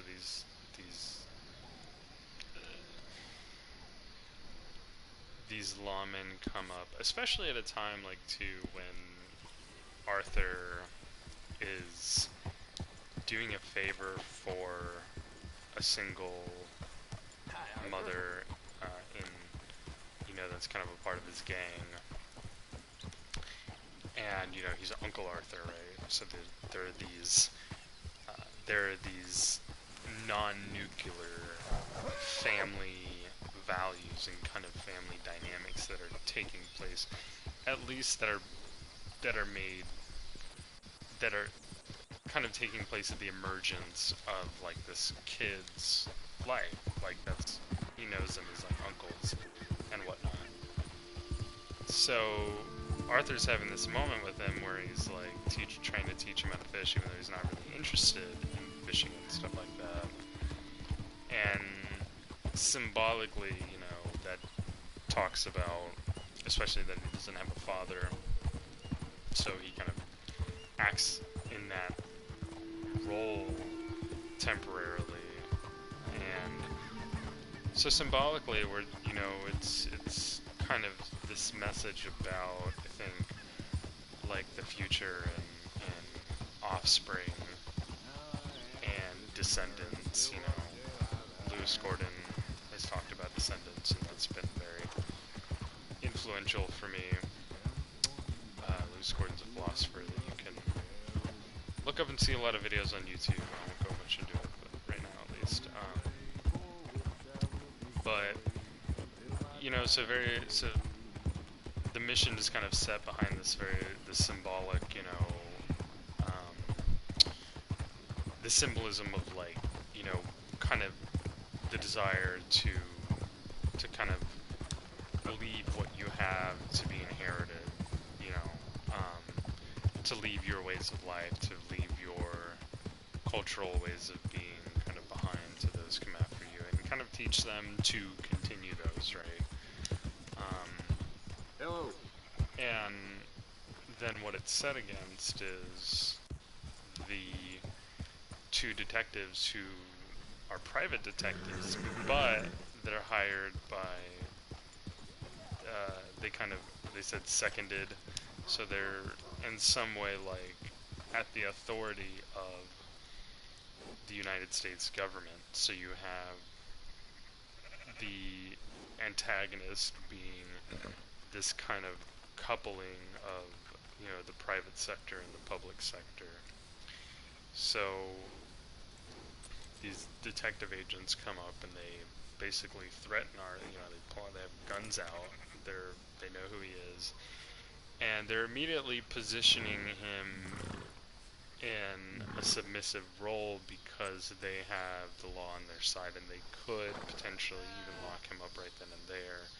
But they find him as more valuable to kind of, this kingpin that found, that seems to, like, Dutch, right? He's like the kingpin in the gang, so he seems to kind of represent a foundation for the way of life that Arthur and everybody else in the gang is able to exist in right now.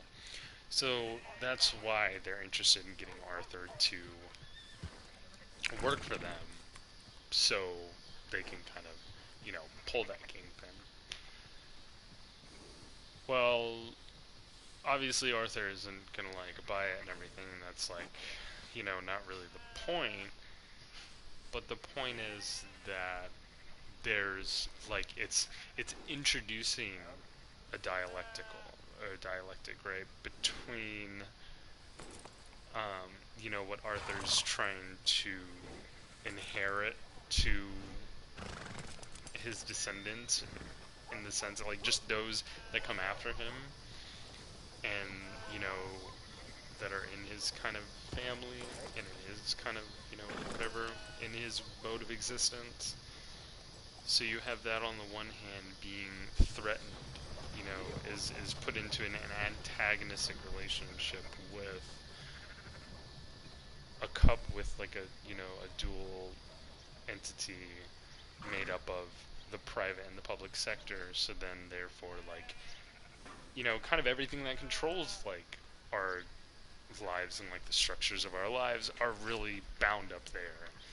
We can kind of control our own lives, and we can control our own culture and our own output and what we wish to give to our descendants. And, like, even we can choose whether or not we want to, like, look at descendants, like, as something we give a shit about, right? Because we could choose not to. But the point is that we can't even do that, like what it's showing here. Like, Arthur Morgan doesn't even have that option without being antagonized by these kind of incoming forces, which are, the private and public sector in tandem, moving together as, like, this entity that affects all aspects of life, right? And they specifically refer to the savagery of, the perceived savagery of their ways of life. And, he even says, like, I like society, whatever that means. And, yeah,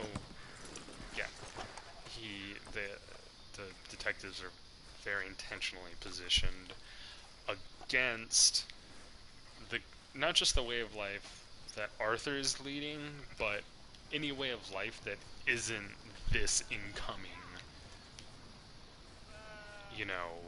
change to, like, the modes of existence that are possible in the landscape. That, like, essentially, like, you have to change, whether or not you like it, according to these, this antagonism that's imposed itself onto Arthur.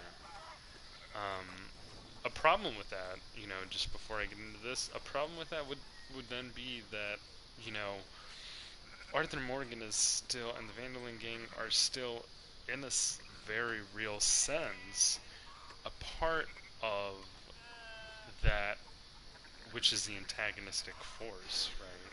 Because they kind of doubly rely on civil society to exist in order to exploit it.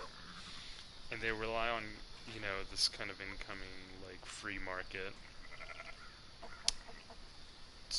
in order to exploit it. The only reason that they would, reject it now was because now it's simply making it more difficult, whereas, like, before, when they were able to experience the land with this separation of a kind of private and a publicness,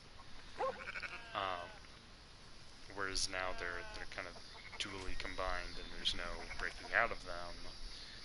So it's quite interesting that, like, it's actually not then, I think, really a dialectic of, we're opposed to authoritarian ways of being, or even capitalist ways of being, really.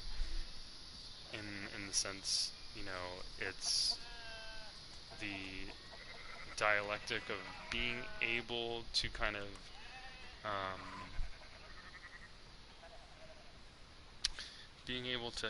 have this, you know, possibility of freedom while still having, you know, the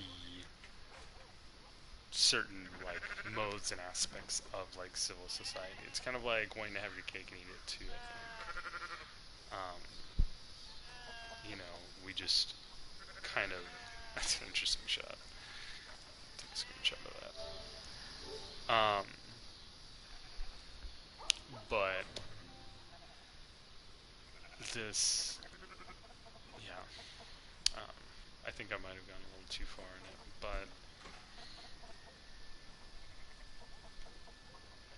but yeah, you know, because what I'm just trying to say is that, oh wow, Arthur Morgan falling asleep. It's pretty funny. But maybe I should go find somewhere to sleep first, and then I'll talk to.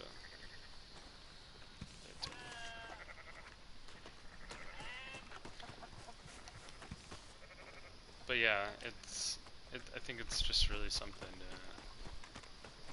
to pay attention to, that, you know, even though Arthur Morgan and the gang are kind of like, their antagonist relationship is with the government and the private sector expanding, and which is causing an end to their way of life. But their way of life also, you know, again, just, it depends on colonialism, and it depends on this idea of kind of unfettered capitalist, you know, property relations, where they're just a little more like regulated, like, or, well, no, that's the thing, is that they're not regulated. So I'm getting kind of like lost in this part, but I'm just trying to explain that what the Vanderlyn gang obviously look at as a desirable way of living, well, and the way of living that they're trying to kind of recapture is one where they can do what they're doing without worrying about, like, the law being after them as much, I suppose. And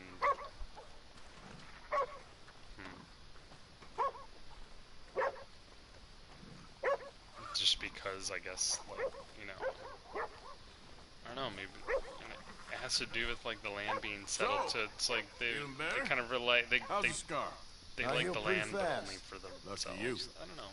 We'll keep. So you just lazing about, or you got any leads? I got something. You see them? Sure. Well, you see yourself as a shepherd now? Maybe. Come on. Well, where exactly are we going? Collect something. Help us get some sheep. You know, that attempt to seem all enigmatic and interesting, that might work for Dutch, but for you, it just makes you look stupid. Come along. You'll see. That train job was a start, but we need more money. Until we can get back to Blackwater and collect. I'm here to tell you. We try to collect that money anytime soon, it'll come with a noose. I was worried you'd say that. Dutch says that we... Dutch says a lot. That's his gift. Saying things. Oh, yeah? What do you mean by that? I was a prize pony once. Now I'm a workhorse. Listen, Dutch is... But, well, you was at that thing in Blackwater. We already seen Pinkertons here. New century's coming. This life, this way, well, we're the last, I reckon. kind of forget what happened in Blackwater. I know they tried to like free someone. And that's the way it I goes, I messed up. guess. For me, yes. All right. So where are we going? Just need to pick up something.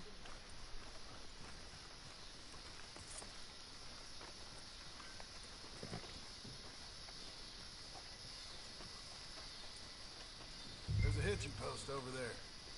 Tether the horse and I'll meet you across the street. I already don't like how this is going.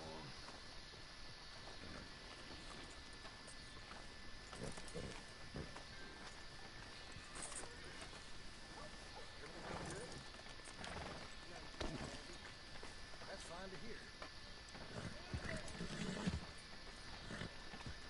Hey. Gun store?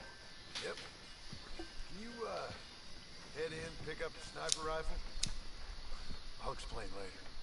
Don't you wear yourself out now.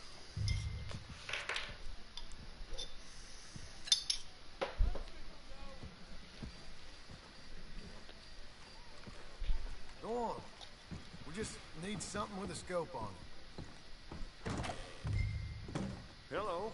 How can I help you today? Looking for a rifle? Something with a sight on it. Yeah, it shouldn't be a problem. If you want to see what we've got, it's all in the catalog here.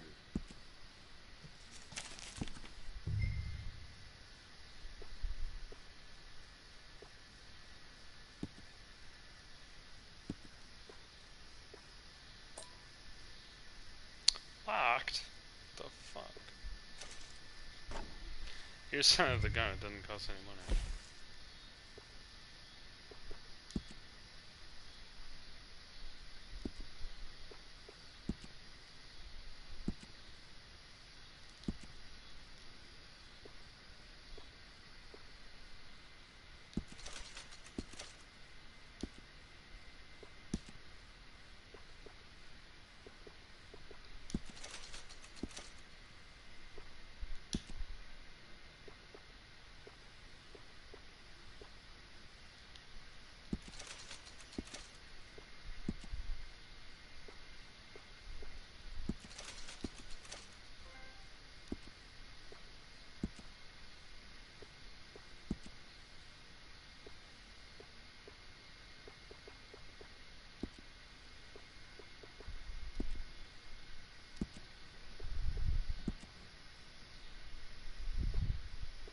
That's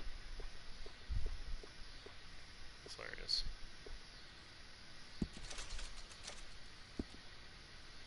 Oh man, I have to take that thing off though.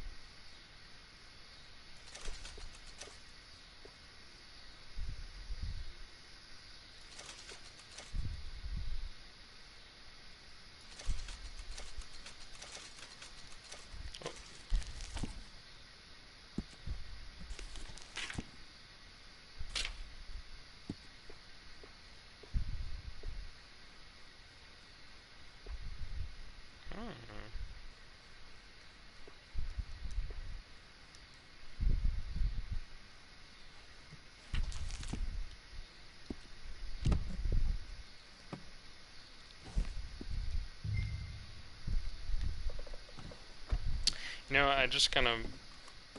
It's just made me think I kind of want to do a playthrough of Mafia. Let's go.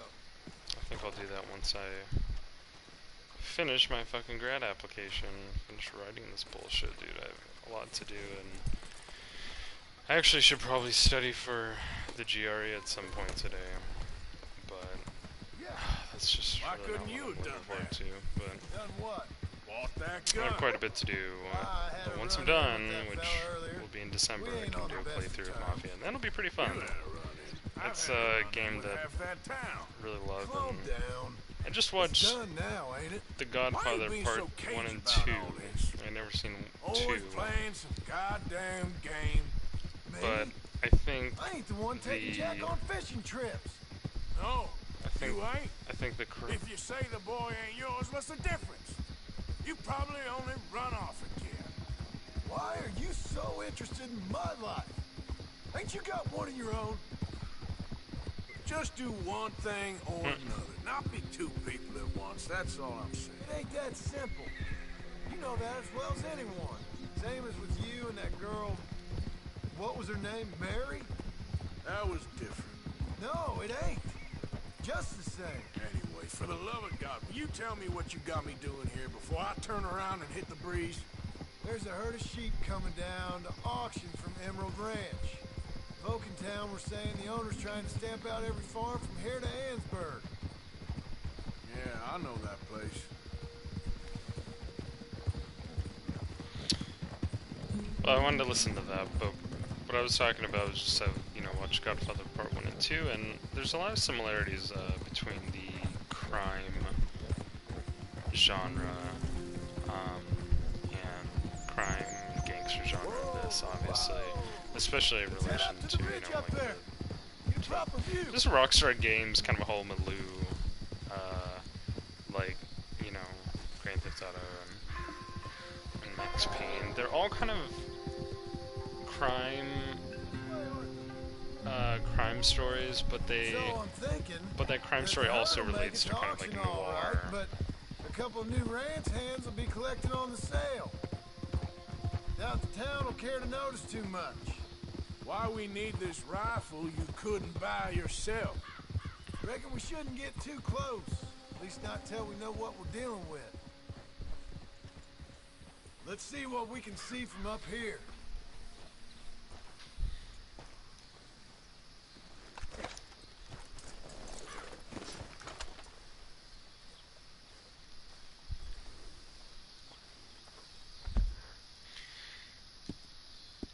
Yeah, one thing I just kind of noticed, it's despite what I think I've mentioned it before too. It's just like despite all of Arthur Morgan's seeming hesitation about things, he really goes along with whatever. He doesn't really question it as much as he have us seem. Shoot the ranches. Where, dude? I can't see shit with this thing.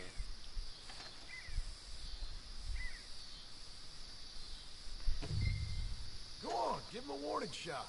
Something close enough to make him cut and run. I literally don't see them at all. Where are all these fuckers?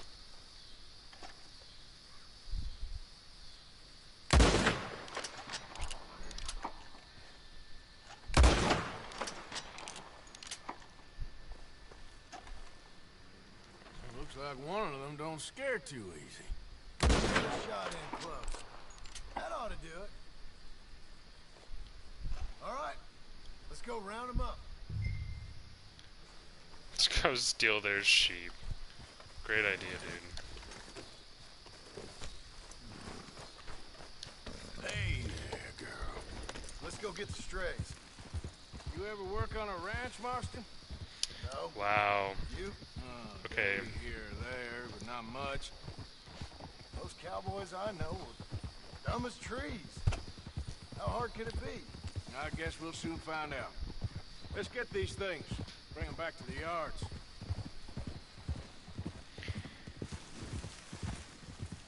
Wow, yeah, so what I just noticed when we did this here, so we're stealing John Marston figured out a way Let's to get 'em all rounded up. like make some money by stealing a bunch of sheep, right? Sounds pretty ridiculous. Just kind of like funny.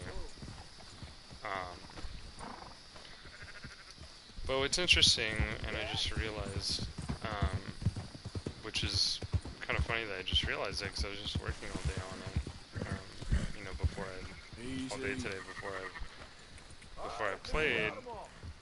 I was working on writing. I'm sorry, dude. You ain't helping. Anyway, what was you talking about? Keep watch for any trouble. I brought you in on this. It'll be quicker this way. Trust me. This ain't the right time for you to be learning how to herd. All right, whatever you say. I'm done arguing. Yeah. So, oh my god, this one. Keep them together. Shut up. Yep. So, everything I was working on today, so I'm working through this book called Indian Given, Racial Geographies Across Mexico and the U.S., which is about racial geography, which I explained a little bit earlier in this video. It's basically when land is settled and is given kind of expectations of particular culture, European cultures, when colonial culture. It kind of also, when that emerges, it also creates the assumption that those things that were in the land before are, you know, gone, or not necessarily supposed to be there anymore. And so land becomes racialized because generally those people are, you know, have racial bodies, and they're, you know, and so an example of this was like the U.S.-Mexico borderlands, obviously, because when you think about the borderlands, it carries particular connotations that are directly driven from the way that, you know, the racialized bodies were kind of treated and put into relation with Spain when Mexico was colonized and that land was colonized, which was largely Spain before America even got there, which is kind of funny, especially for like how we, like, Spain was in Mexico in the 1500s, you know, and anyhow, so that's what this book is about, and part of what they talk about, what she talks about, the author, is part of the reason that this happened was... Those are up, boys. There you go. Part of the reason that this happened, I just want to say this real quick, was because was like there a particular lapse in time, like when Spain was colonizing Mexico and the whole borderlands area and whatever, and they were kind of establishing these pueblos, and they would try to like assimilate natives who they consider docile and agreeable and such. So they would try to assimilate them into their society and kind of like intertwine them into their own colonial dynamics, and so they became part of it. But there were obviously like a lot more other groups of native people who rejected this and didn't want to, so they were kind of like not thought of obviously as docile, but being more aggressive, more aggregate, whatever. And there was particularly, you know, a continued instance of, for instance, like the stealing of livestock, of Spanish livestock, by the natives who, you know, would then, you know, use the land, you know, use it either, you know, to kind of trade back for other things, or, you know, to eat and such, whatever they would do. But it was always in a sense a kind of resource for them, and a kind of something that was newly introduced to the environment, to the to the circle of life, and the ecological environment, right? And so that's like the role that stealing livestock played for these native groups that were in relation to these Spanish pueblos. But see, the thing about that is that's also kind of one of the modes in which the Spanish began to conceptualize, and so that's like to visualize the natives as kind of at first a kind of looming threat. Like they're always, their appearance is kind of like their existence and their presence is kind of the possibility of, them being like an enemy, you know, and that is directly driven, or like in part, but like directly driven from the livestock raiding and things like that, and the part that played to talk about racial dynamics, within the Southwest. And so it's really interesting now that we're doing this, that like Arthur Morgan and his gang have been compared to savagery and stuff. And indeed, they even do like have like a multiracial, even if it's not largely multiracial, they do have a multiracial organization, kind of family, commune, gang thing going on. Anyway, so yeah, so whether or not that's obviously a super deliberate choice. I mean, particularly this mission that I'm doing right now, that I paused to just kind of talk about this because I was going to get distracted. Even if that wasn't done deliberately, obviously, knowing that like the kind of that there is like a history of like racialization coming from like livestock raiding, it still kind of nonetheless like is putting Arthur Morgan and their gang in a similar position as far as ones who are seen as barbarous, right? Because, and I haven't talked about this yet, but here, but in the book, the character that the author kind of pulls from this is the Indio Barbaro, which is how this Indian was characterized as barbarous. And so that's more or less the relation that, the position that Arthur Morgan is at least experiencing himself, that he's the barbarous one. He's the barbarous, like, Indian, really.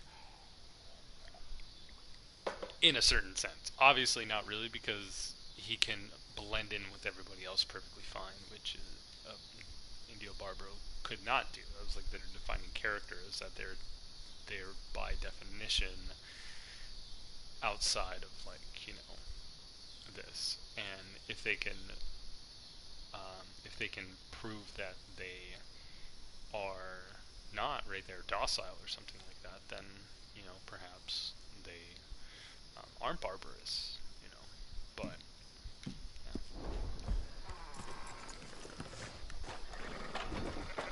Fine sheep. They're okay. Well, you seen better around here? I've seen ones with less ambiguity about their provenance. A lot less. What you trying to say? I'm trying to say, you give me 25% kickback, and I won't say nothing to nobody. Everything all right here? Excuse me? Sure, I'll excuse you for 25%. Do you want me to put another hole in your head? Folks swing for rustling livestock. 25%. 15. 20. 18. Done. Calm yourself, friend. Just think of it as I'm buying your sins. You're buying. We're paying. Go on now. Come back after the auction. You'll get your money. Dutch is waiting for us at the saloon. He is?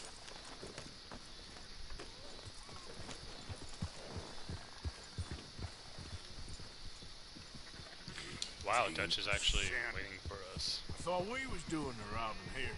Still good money. Well, thanks for all the help with this. Can't herd, can't swim. Give it a rest, will ya? We ain't kids no more. No, never really was.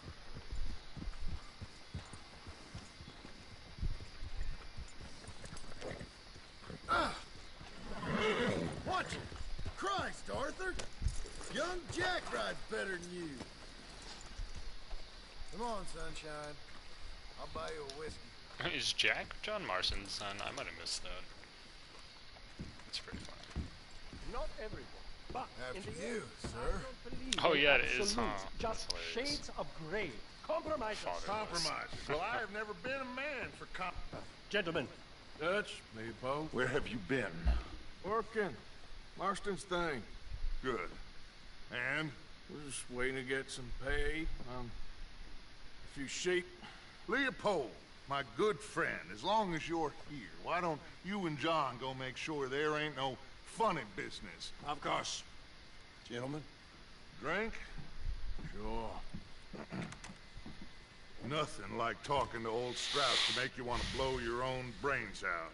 I should have left him where I found him all those years ago. Bookish little Austrian, fresh off the boat, his eyes out on stalks. Well, I guess the Dutch Vanderlyn Finishing School has some strange graduates. That it does. To your good health. Thank you. Vanderlyn! Get out here! Get out What here the now! hell? Vanderlyn! You don't know me, but you keep robbing me! My name is Leviticus Cornwall. I am not a man to be messed with by the likes of you! Get out here before I have these men killed!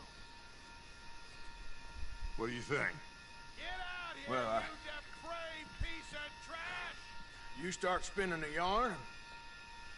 When I think the moment's right, I'll make a move. Got where I am by letting Why scum not? like you rob from me! Vanderlyn, you're done! Now get out here now! Deal with this nonsense. Please, gentlemen, this is a terrible mistake. This is a case of mistaken identity. What is worse than admonishing a man for the sins of another who wants to be the Messiah? Not me, nor do I want to be this Dutch Vanderlyn, whomever he may be.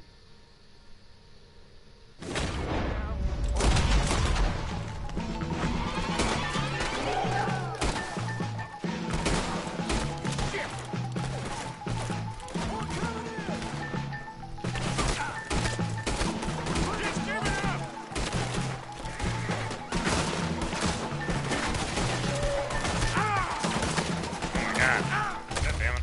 Oh, shit. That's embarrassing. I don't know why I, went right for it. Should've just stayed where I was. Dang.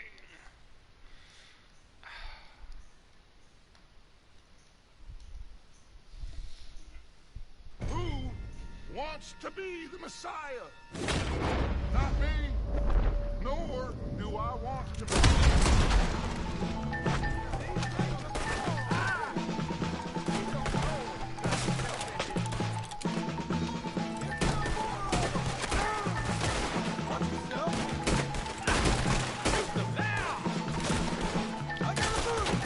There's really not anywhere to hide here. Need a different weapon.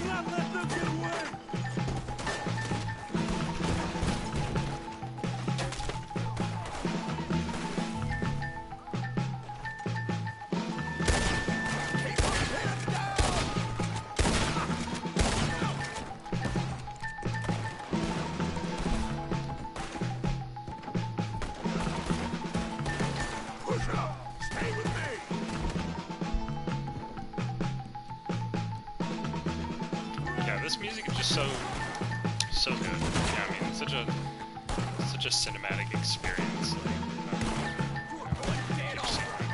Because it really is. I mean, it's like more than. I mean, it's like an interactive cinema, you know, in that sense.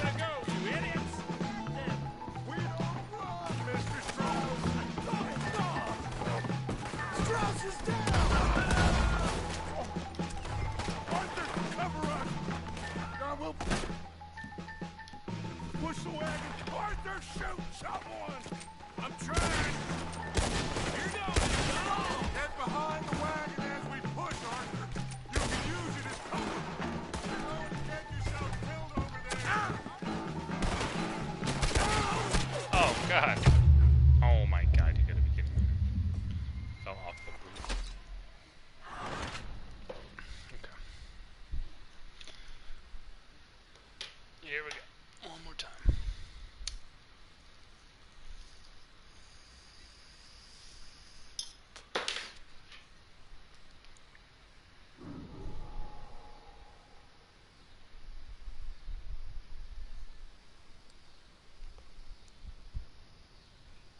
Oh, well done, Arthur. Arthur, cover us! John will push the wagon. Arthur, shoot someone! I'm trying! Get behind the wagon as we push, Arthur. You can use it as cover. Get out of here! What are we doing? Get out of here! Ah! Now, blow his brains! Excuse me. Oh God. It's just a scratch! Shut up! You can talk. We all heard you lying about a little dick from a wolf. Would you shut up and kill these bastards? Get your ass goddamn round! Ah, he's right there! Put a hole in his head! Bring that coward Cornwall out here! This is madness! You're on the front line now, Mr. Strauss! You won't make it alive! We are just gonna walk out of here! I can't do this! At least you ain't pushing this thing! That's our horses over there! Come on, Brad Strauss! John! Someone! Arthur, we leave no... Go get Strauss. What?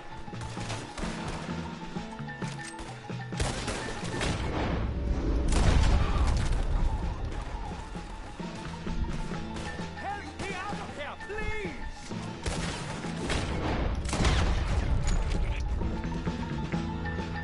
Are you getting Strauss or not, Arthur? You're fine. Oh damn! Now wanted, dead or alive. Shit.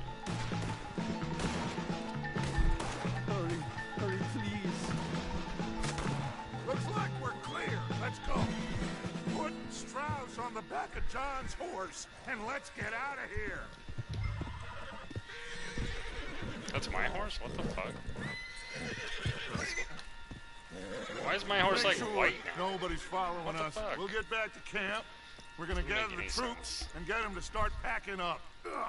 Sure. We can't stick around after this. Let's go. Yeah. Oh no. So weird. Wait, why do I have to stop around? All right. Why didn't I go? Why did they wait for me? Let's put this son of a bitch down. Settle down.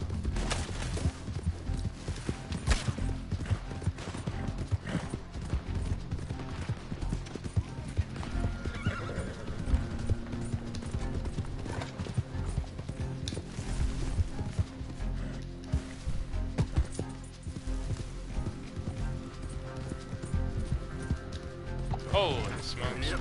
Oh, Yeah. shit.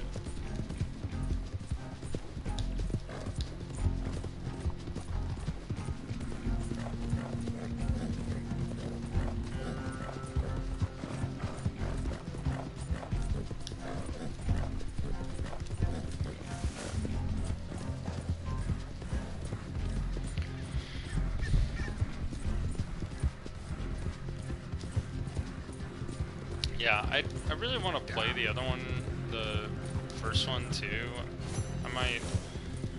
I probably won't get a chance to play it before I finish writing the piece. I kind of want to be done writing the thing. I mean, I have to turn in my applications in December, so I will probably be finished writing it. Hopefully mid.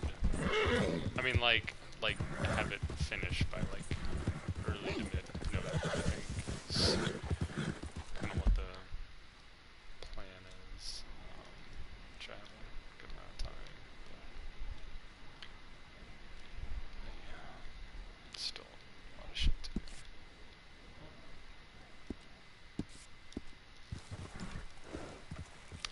Now I have Dutch missions.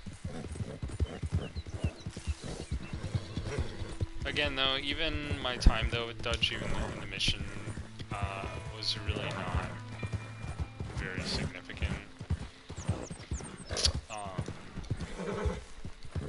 Yeah, it just didn't really provide anything relationally. Like, you know, I just asked Arthur if he wants a drink. And, you know, we really don't see a lot of like why, you know, again, like when they came up to Dutch, he's just like, what are you doing, or something like that, you know, it's kind of accusatory. And Get that horse out of here! Don't get all worried.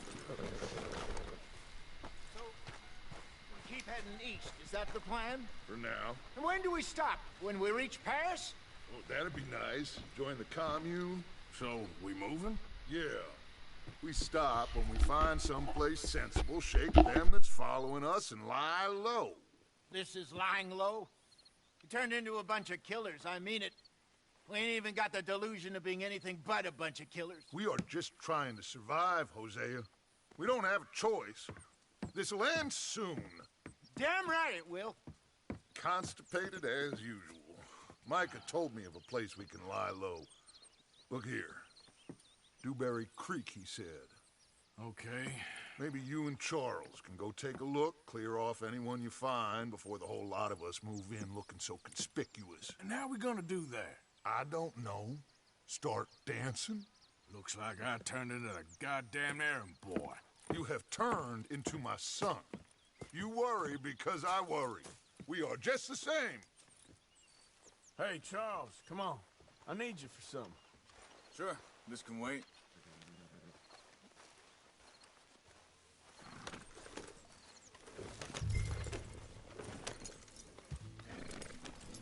Oh.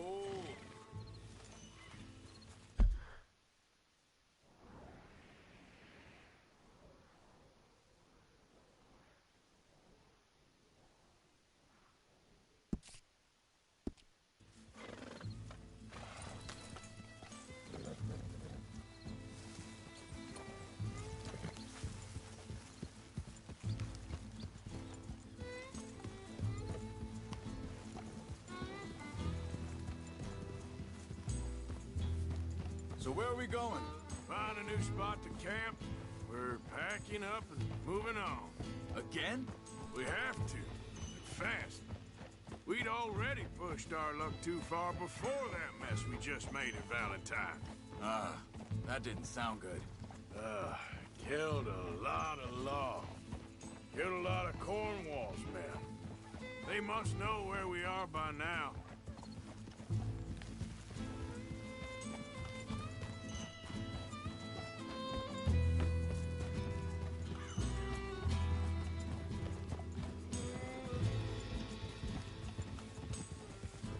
So, we're heading south? Yeah. Area called Dewberry Creek. Dutch wants us to give it a look. Make sure it's clear and a good place to lie low for a while. I've only known him a few months, but the way he talks, I never thought I'd see him wanting to head south. Right. And I know by now, there ain't no lying low. There's too many of us for that. And there ain't no way Dutch is gonna just hide away in a cave somewhere. Goes against everything he stands for. That'd be admitting we're nothing more than low-down criminals. Which we are. You don't have to tell me.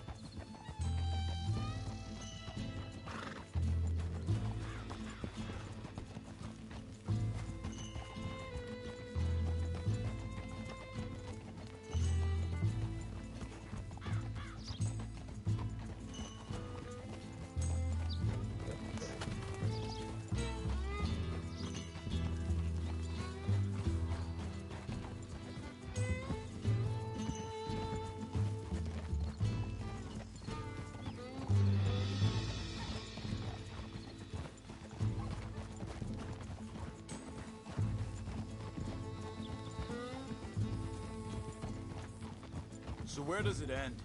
Where does what end? The moving, the running. Dutch don't see it as running.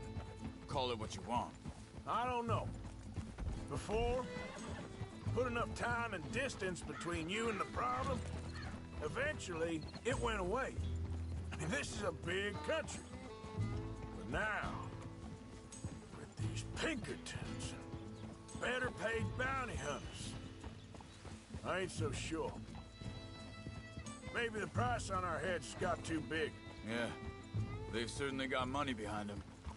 They've got Cornwall's money behind them for one, which guarantees even more trouble. Hello. Hey.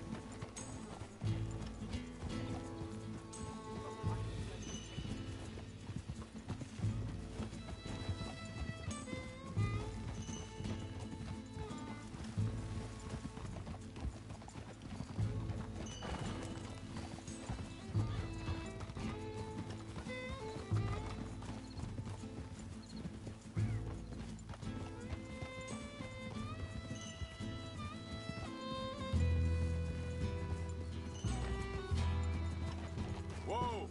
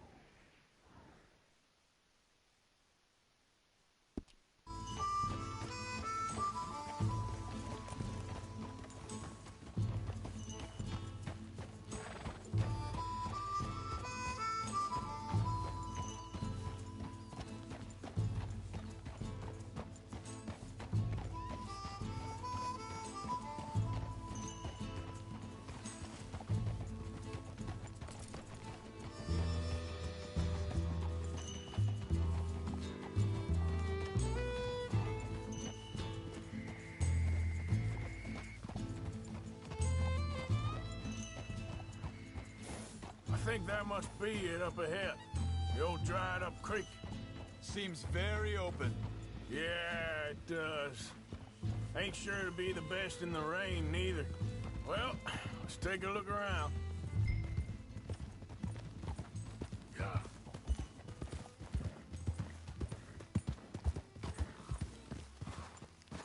Come on.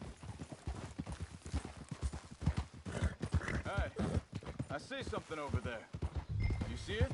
Someone on the ground there.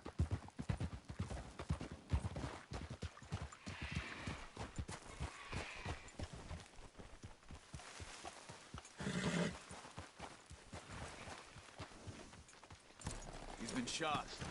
Let's be careful, Arthur. There's a camp just up ahead. Sure. Let's get ready for business.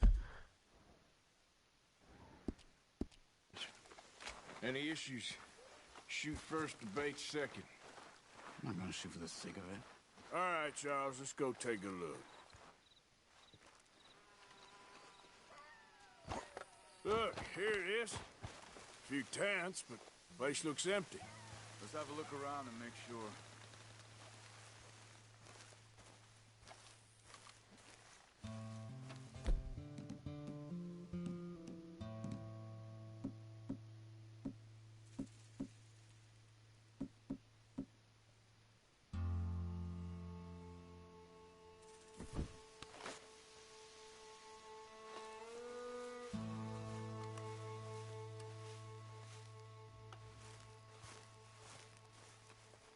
Where is everybody? Maybe they heard us coming. Be careful. I'm being careful.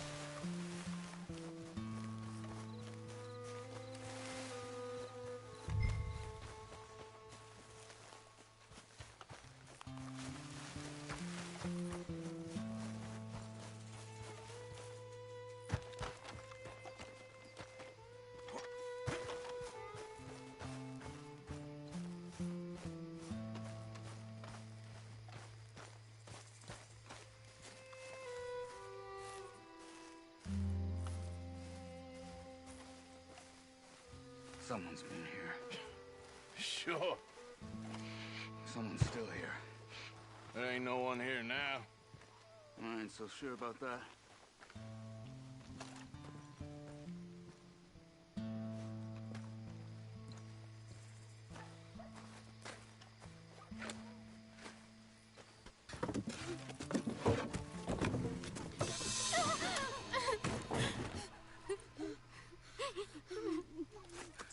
It's okay. It's okay. You can come out of there. You okay? You don't mean you no harm.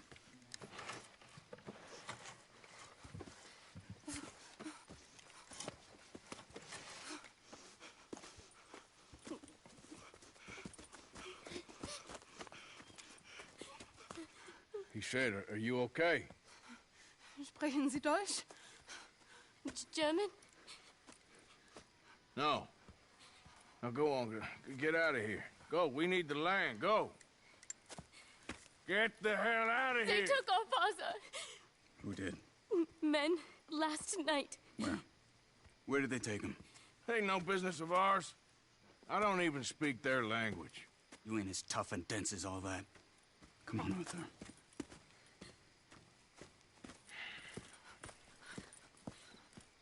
The girl was pointing this way. Let's see if we can pick up a trail. You all right, girl?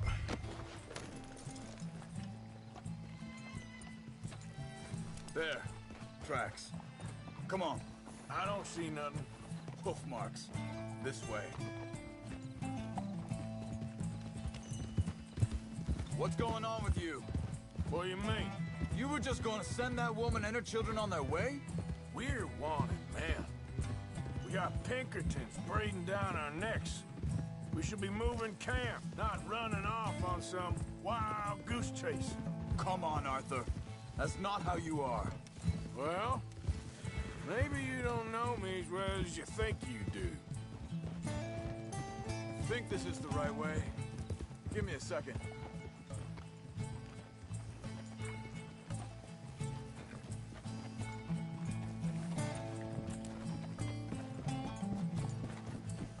Okay, looks like they go down this way.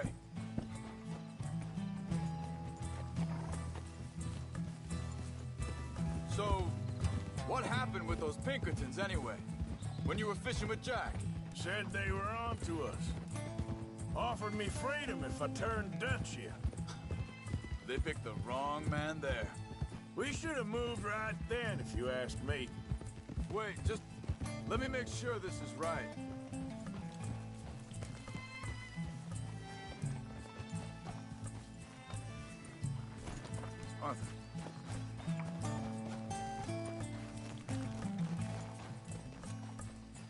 continues along the shore here.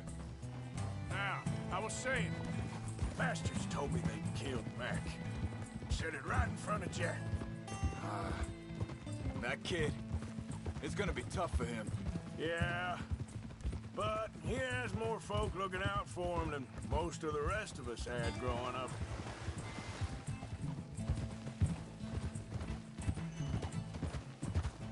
Hard. John said he was going back to the auction yard to collect the money for those sheep. He'd be a damn idiot going anywhere near that town right now. He reckoned he'd be able to slip in and out. Oh, well. If it's John's idea, it must be a good one. What is it with you and him? He disappeared on us for a while. When Jack was real young. A long while. Year. Careful. Hold up. Let me check this.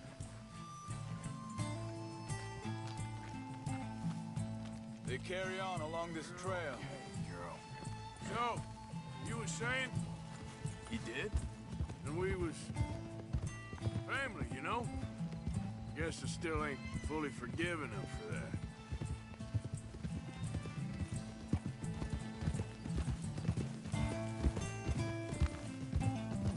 There's a camp up ahead. Be careful.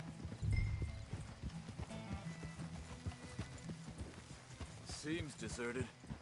Let's take a look.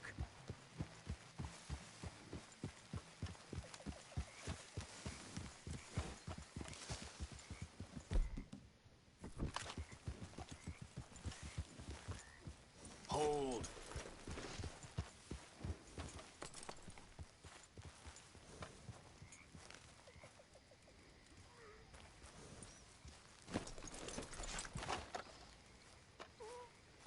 Where is this guy? I don't know. But you know something? This is a better camp spot than back there. Much easier to defend. Maybe. There he is. Quick. Cut him free and let's get out of here. Vorsicht, Vorsicht! Das ist eine Falle! Vorsicht! Take cover! I see 3 coming this way. You get the hell away from him! Why the hell you drag us into this char? That all of them? Doesn't look like it.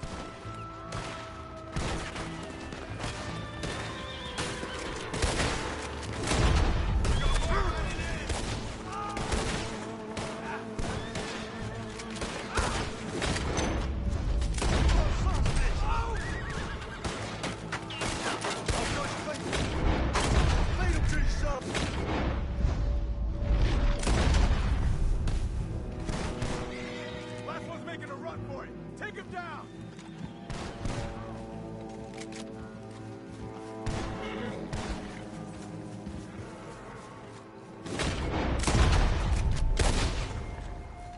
Well, that's them dealt with. You get him untied, and I'll see what they've left behind for us. Hier drüben!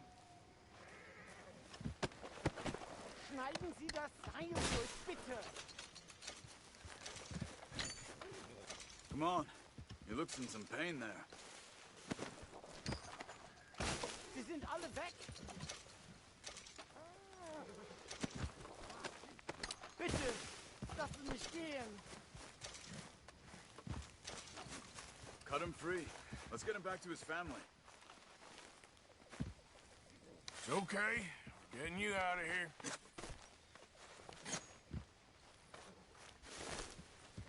Vielen Dank für Ihre Hilfe. Yeah, okay. Here, you wait there a second.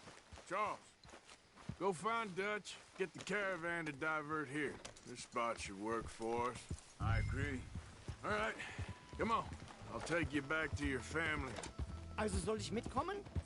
Yeah.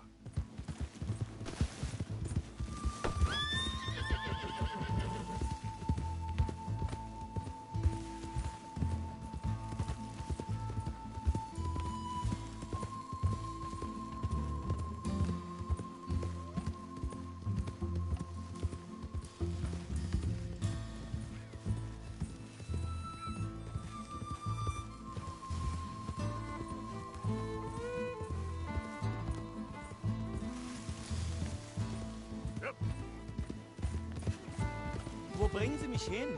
What the hell did you do to those fellers? Wie bitte? Those mans back there, why did they take you? Geld. Money. Meiner Familie gehört eine Goldmine. Sie wollen Lösegeld erpressen. How did someone even come up with them words? Sie bringen mich zu meiner Familie? Vielen Dank. Wie haben Sie sie gefunden? Look, I'm sorry, friend. I can barely speak English. Yeah.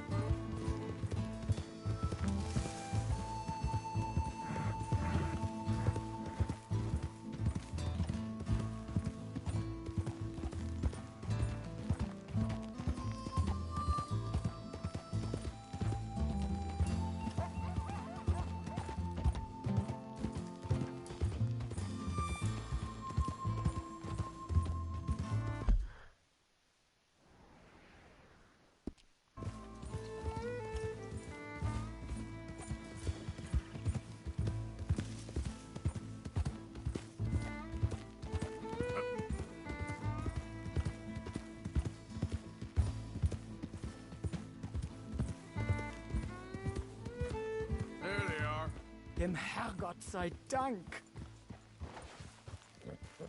Schatz! Andreas, ich hab gedacht, du seist tot. Beinahe wär's so gewesen. Meine Lieblinge, meine Herz allerliebst. Oh, wie wunderbar. Oh. Sie sind ein großer Mann.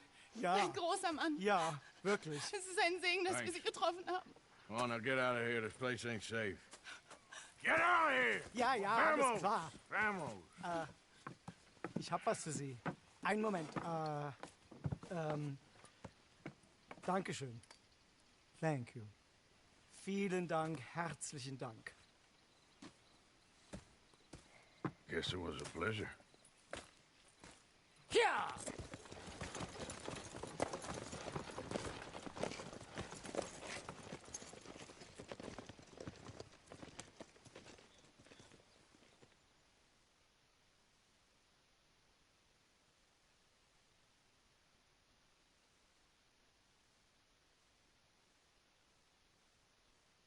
You were right. Oh, this place. Oh, it'll be perfect for us. Hello, Arthur. Dutch?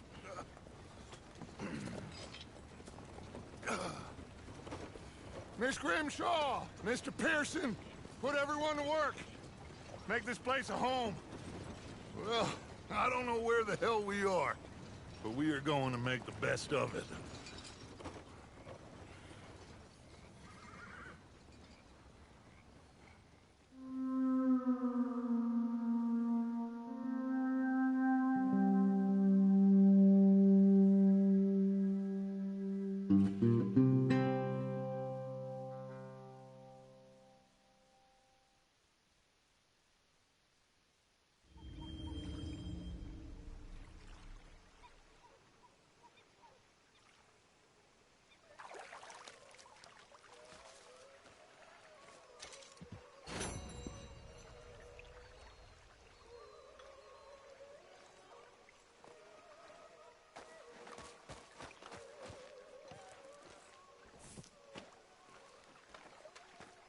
How you doing, old friend? Fine. It's funny, us ending up down here. My daddy died in the field in Pennsylvania, fighting this lot. I ever tell you that? Many times. I see I'm boring you, Arthur. Worrying me. We lost men back there. We have lofty goals, Arthur. We're trying to reform society to a kinder, truer, better way. Now, of course, there's gonna be casualties. We're thieves. In a world that don't want us no more. We are dreamers in an ever duller world of facts. Now, I'll give you that, but come on. We got the day. It's nice out. Old Hosea says that there's a creek around here. I reckon it's full of fish.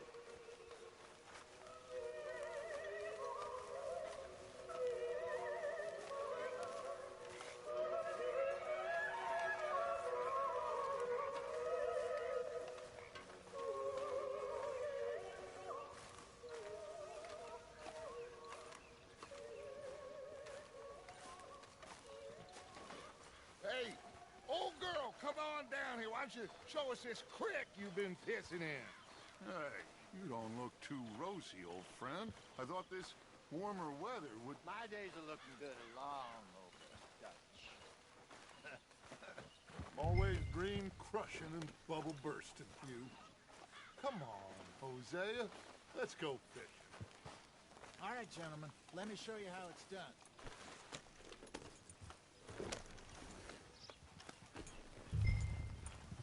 In front of you. Go on.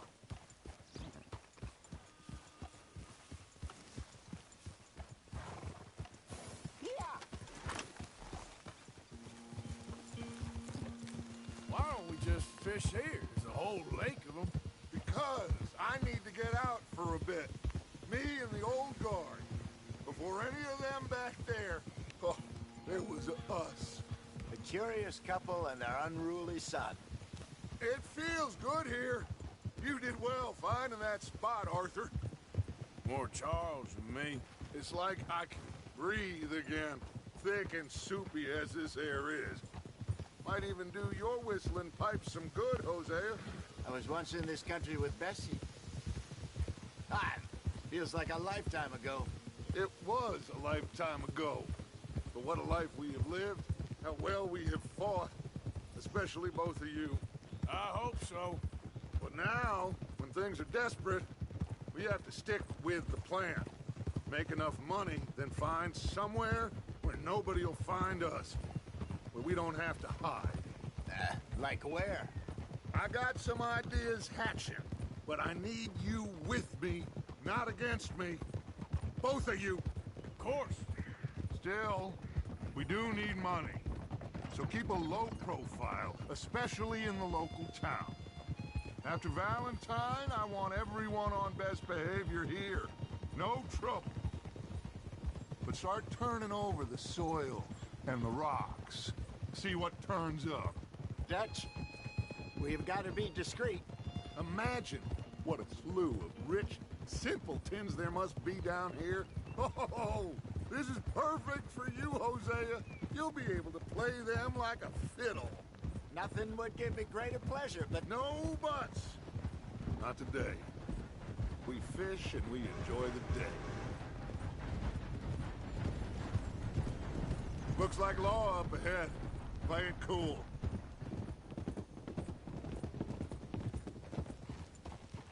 Hold.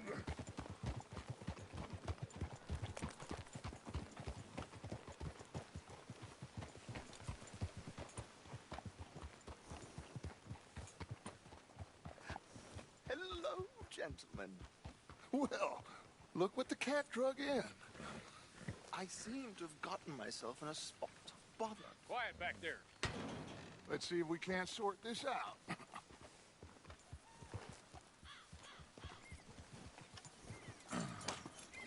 How are you, boys? Fine. This is quite some country you have here. We like it well enough. Hoagie McIntosh, at your service. Lee Gray. This is my deputy, Archibald McGregor. It's good to meet you.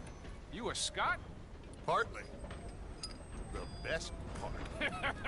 Of course.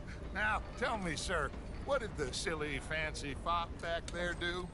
Nothing too terrible, I trust. He was accused of running a gold mining investment scam. Oh, no. I'm sure he wasn't. He is a magician. I know him.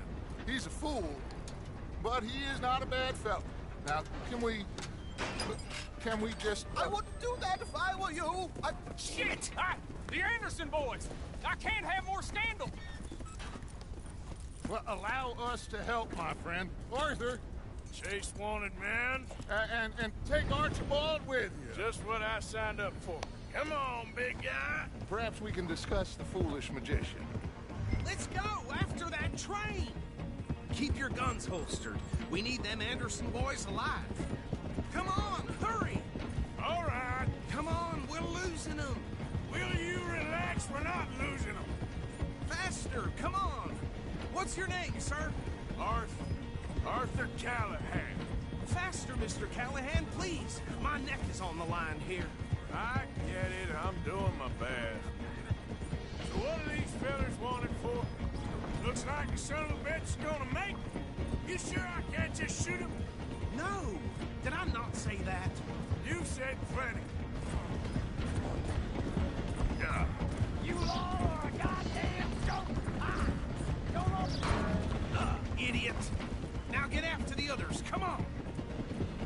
The train is slowing down to go through the station. Now's our chance. Get to the side of the train. See the flat carriage? Head for that. Get us as close as you can. You think you can jump on there? Me? Why me? Because you ride like my grandmother. You are something else. Cop bastard! I didn't do nothing! Arrest me now! Let go!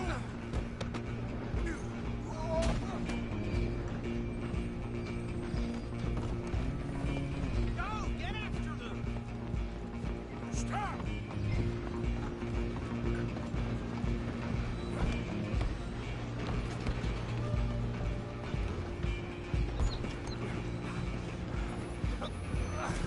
Come on, shitbag!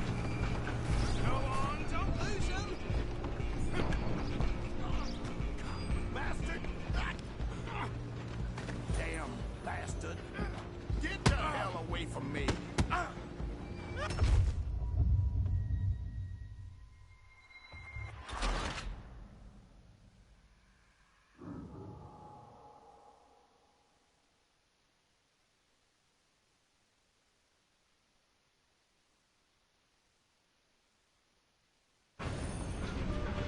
You hold it right there! Go on, don't lose him!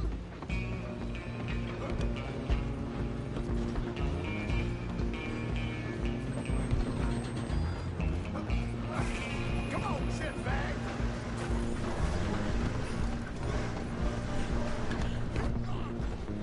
Bastard!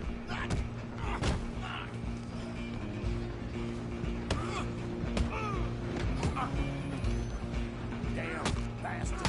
Wasting my time. Come on, Mr. Callahan, I'm relying on you.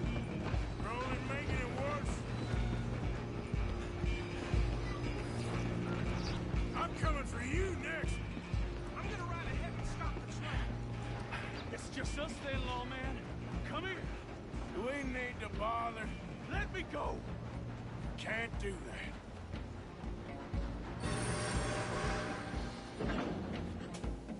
Come on. Come on.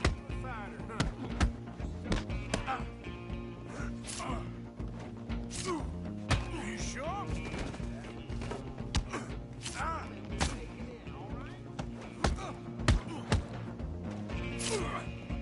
Try at least. I'll ride out here if you need me. Wish we did.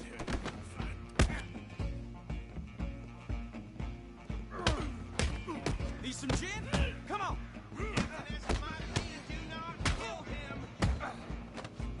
Want more?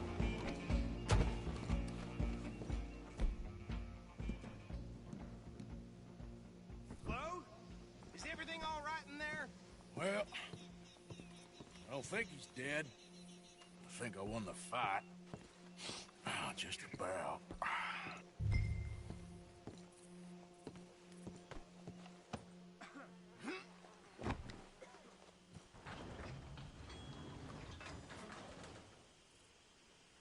Bring him out here.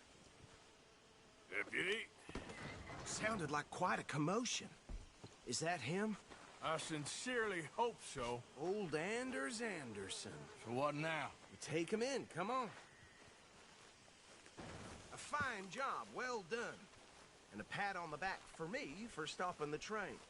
Load Anders onto the back of your horse there, and we'll take him to Sheriff Gray. There you go. You are a natural. All right, let's take him in. Follow me. What about the others? Oh, we'll round them up. Anders back there is the brains of the operation, and that's really saying something. You're the boss. That was mighty impressive, sir. I have to admit. I'd hazard a guess you've served the law yourself at some point. Well, I wouldn't exactly say that. Are you familiar with the area here? No, not really. On your right here, these tobacco fields. This is part of Caliga Hall, big estate belonging to the Gray family. Looks bone dry. Yes, we are in dire need of some rain round here, let me tell you. The Grays have lived in Caliga Hall for generations. Fine people. My family's been working for them for years. Sheriff Gray's the one I know best, of course, but they own half the businesses in town. Which town? Rhodes, sir. You don't know it? Where we're headed right now.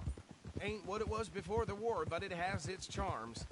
I'm sure you already know of the Braithwaites. Like I said, just got down here. Another big family in these parts. They have an estate west of here. Awful people, truly awful. They've been fighting with the Grays for as long as I can remember. Sounds like quite the place you got here.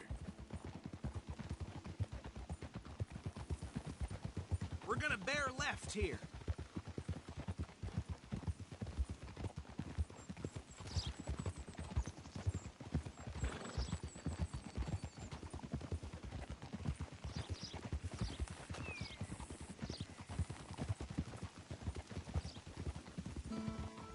Easy.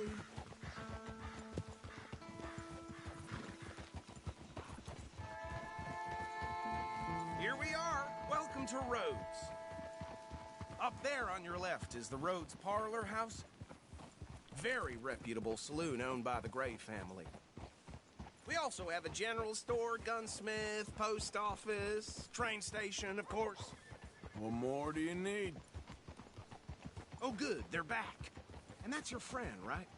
Yep. Okay, we're gonna stop just ahead on the right, outside the sheriff's office. We'll forget that. Can you grab Anders off your horse and carry him in for me? Carry him over, then. Hey, fellas. Mr. Gray! We got him.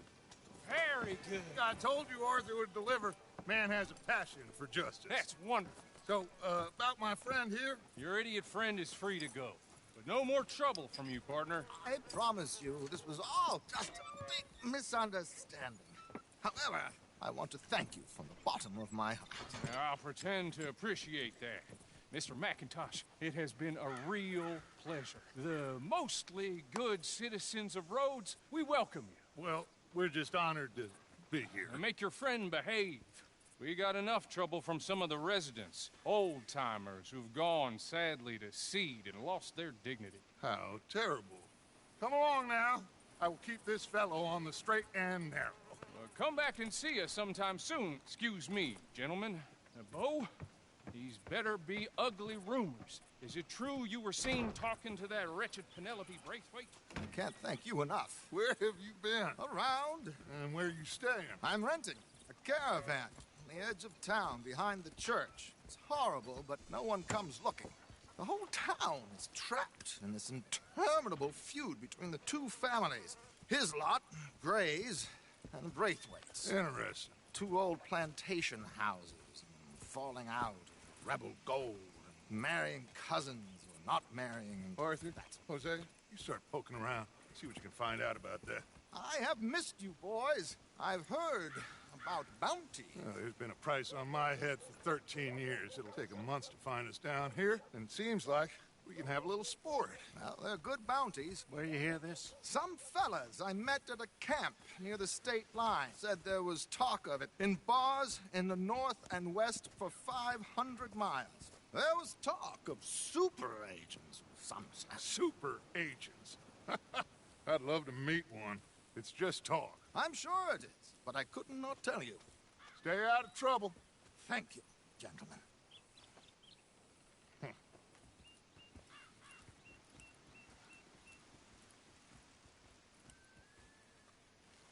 Okay, so these two plantation families. Arthur, you start sniffing around the Gray's place, see what the story is there. Yeah, I passed by it earlier with our friend, Archibald. Good. Hosea, you see what you can find out about these Braithwaites. All right. Thank you, Arthur. Quite a fishing trip. There's still time. I'm up for it. How about you, Arthur? Or have you had enough of the chase for one day?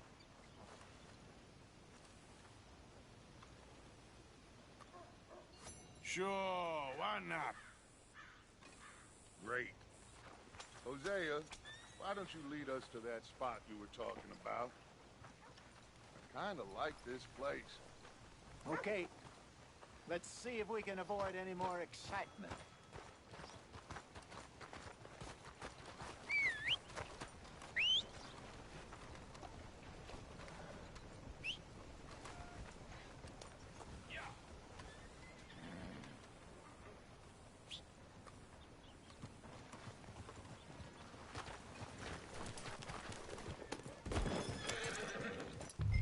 All right, gentlemen, follow me. Goddamn wind's making my...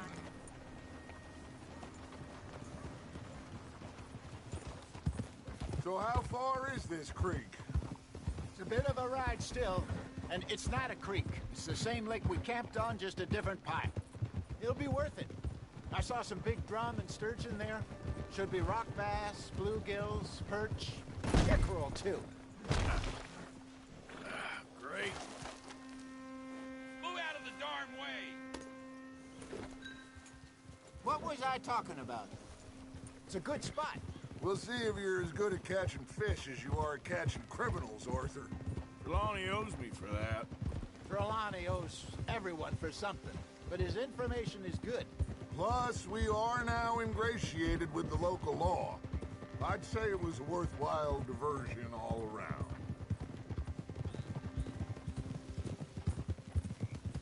Trelawney's like a bad penny. I'm not sure how good a magician he is, but he's certainly good at disappearing when he feels like it. Where does he go? Everywhere and nowhere, it seems. We wouldn't have got Sean back if he hadn't been weaseling around down that way, though. Hey, Dutch, remember that time you found him in the outhouse? Oh, yeah. We hadn't seen him in weeks. We stopped in some dead-end town in the middle of nowhere. Don't even remember the name. You and Bill were off doing something, Arthur. So, we pick up some supplies. I go to relieve myself. Open the door, and there's Trelawney, sitting there, newspaper in hand. Mr. Vanderlyn. I say, what the hell are you doing here? And he said, I could ask you the same thing. Now, if you wouldn't mind giving me a little privacy, I ate a rotten oyster. Hey, maybe there are actually 100 Trelawney. What a terrible thought. So, you're going back to see that Sheriff Gregg? Yeah, I don't see why not. They don't know who we are down here. He didn't seem the sharpest attacks. Neither did that deputy. If he thinks we can be useful to him, he can certainly be useful to us. A little hiding in plain sight. I feel like we're always hiding in plain sight. But sometimes more smartly than others. This is the spot. Down to the left there.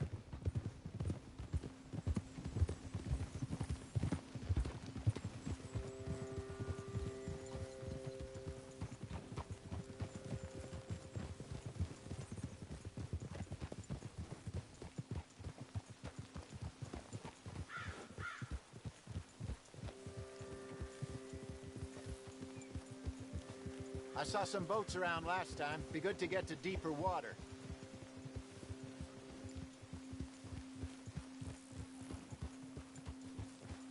Yes, over there on the shore.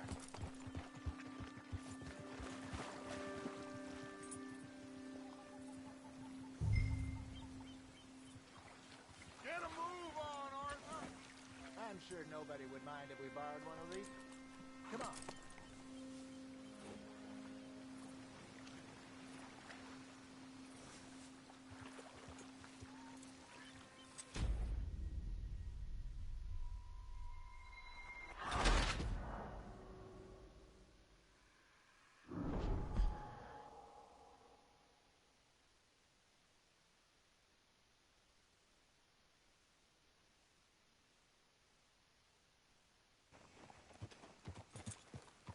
All right, gentlemen, follow me.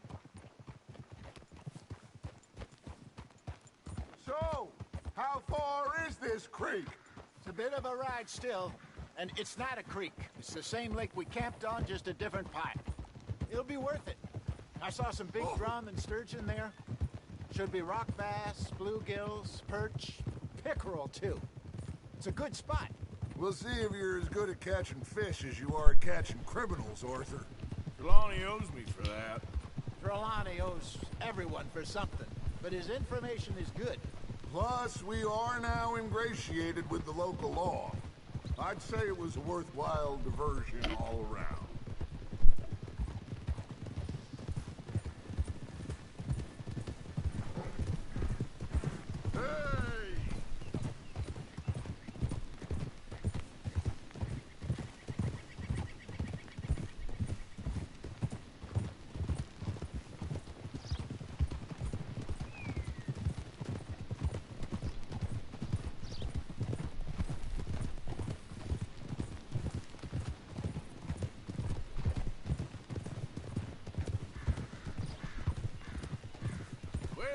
Spot, Hosea.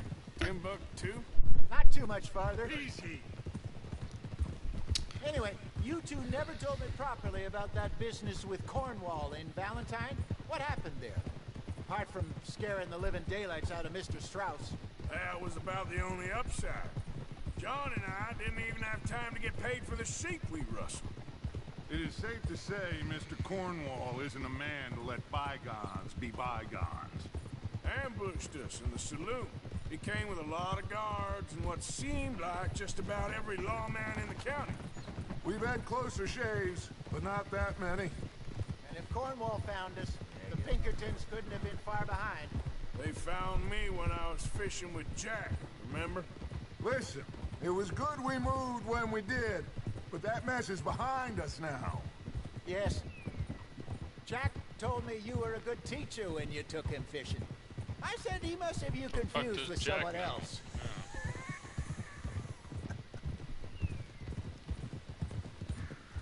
Very funny. This is the spot.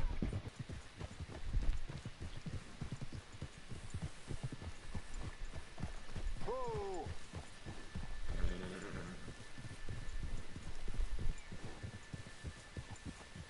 I saw some boats around last time. Be good to get to deeper water.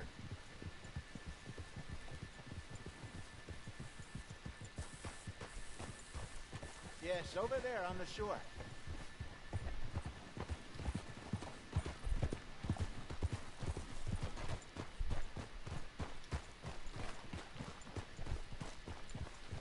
I'm sure nobody would mind if we borrowed one of these. Come on. Watch it!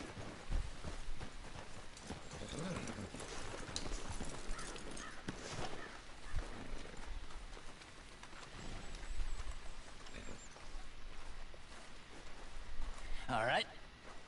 This looks like a fine vessel. Okay. Come on, Arthur. Let's get her in the water. I got a good feeling about fishing here. There's supposed to be some incredible sturgeon. Okay, here we go.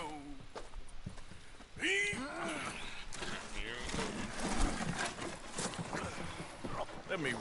You boys are too old for real labor no more. You're too dumb for anything else.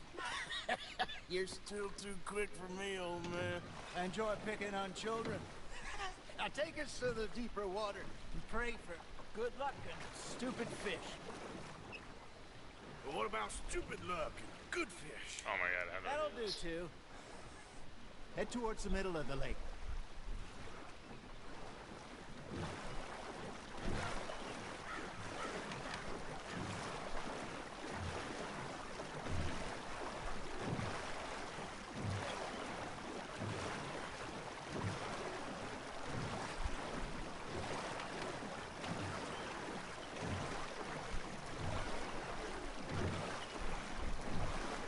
I think here's Tahoe or some shit. All right.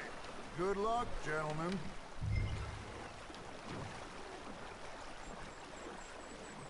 Come on, Arthur. Don't be nervous.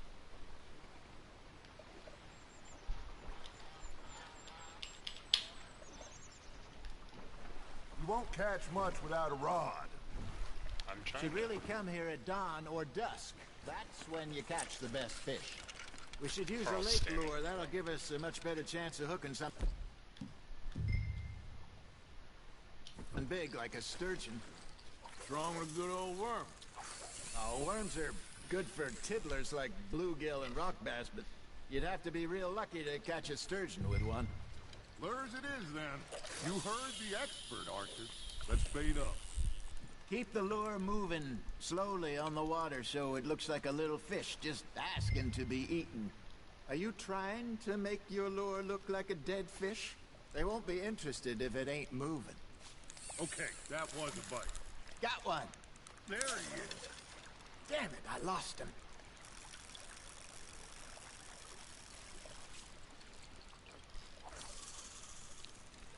Arthur, you have to catch one at least.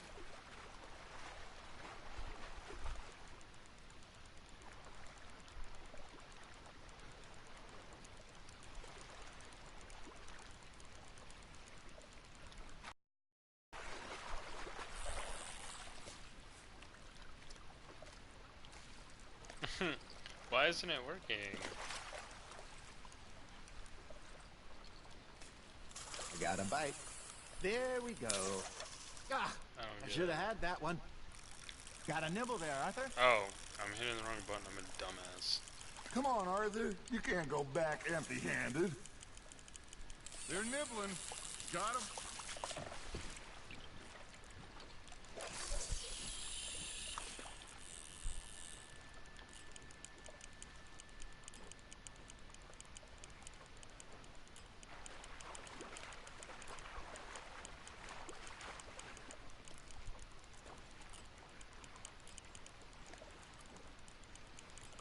You got a bite there, Arthur. That's on the hook, Arthur.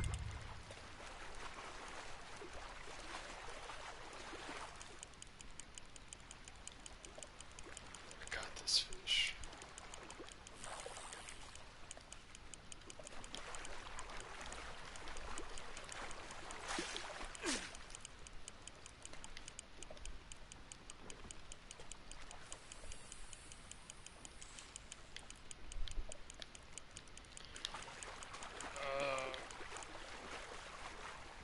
Hey, look at this beauty. There you go. Well done, Arthur. They can grow a lot bigger than that. Fella told me he once saw a monster lake sturgeon near the mouth of the river, just southwest of Saint Denis. 50-pounder, he reckoned. I would like to see that. Ha! Got ya! Hey, Hosea. You remember that time we sent Arthur out fishing? He came back with 3 beautiful bass. Not this again. I don't think I do. Oh, yeah. You do. He was maybe 20. 21. Walked in all full of himself. We had a big feast. Toasted him all night. This was 15 years ago. Oh, I remember now.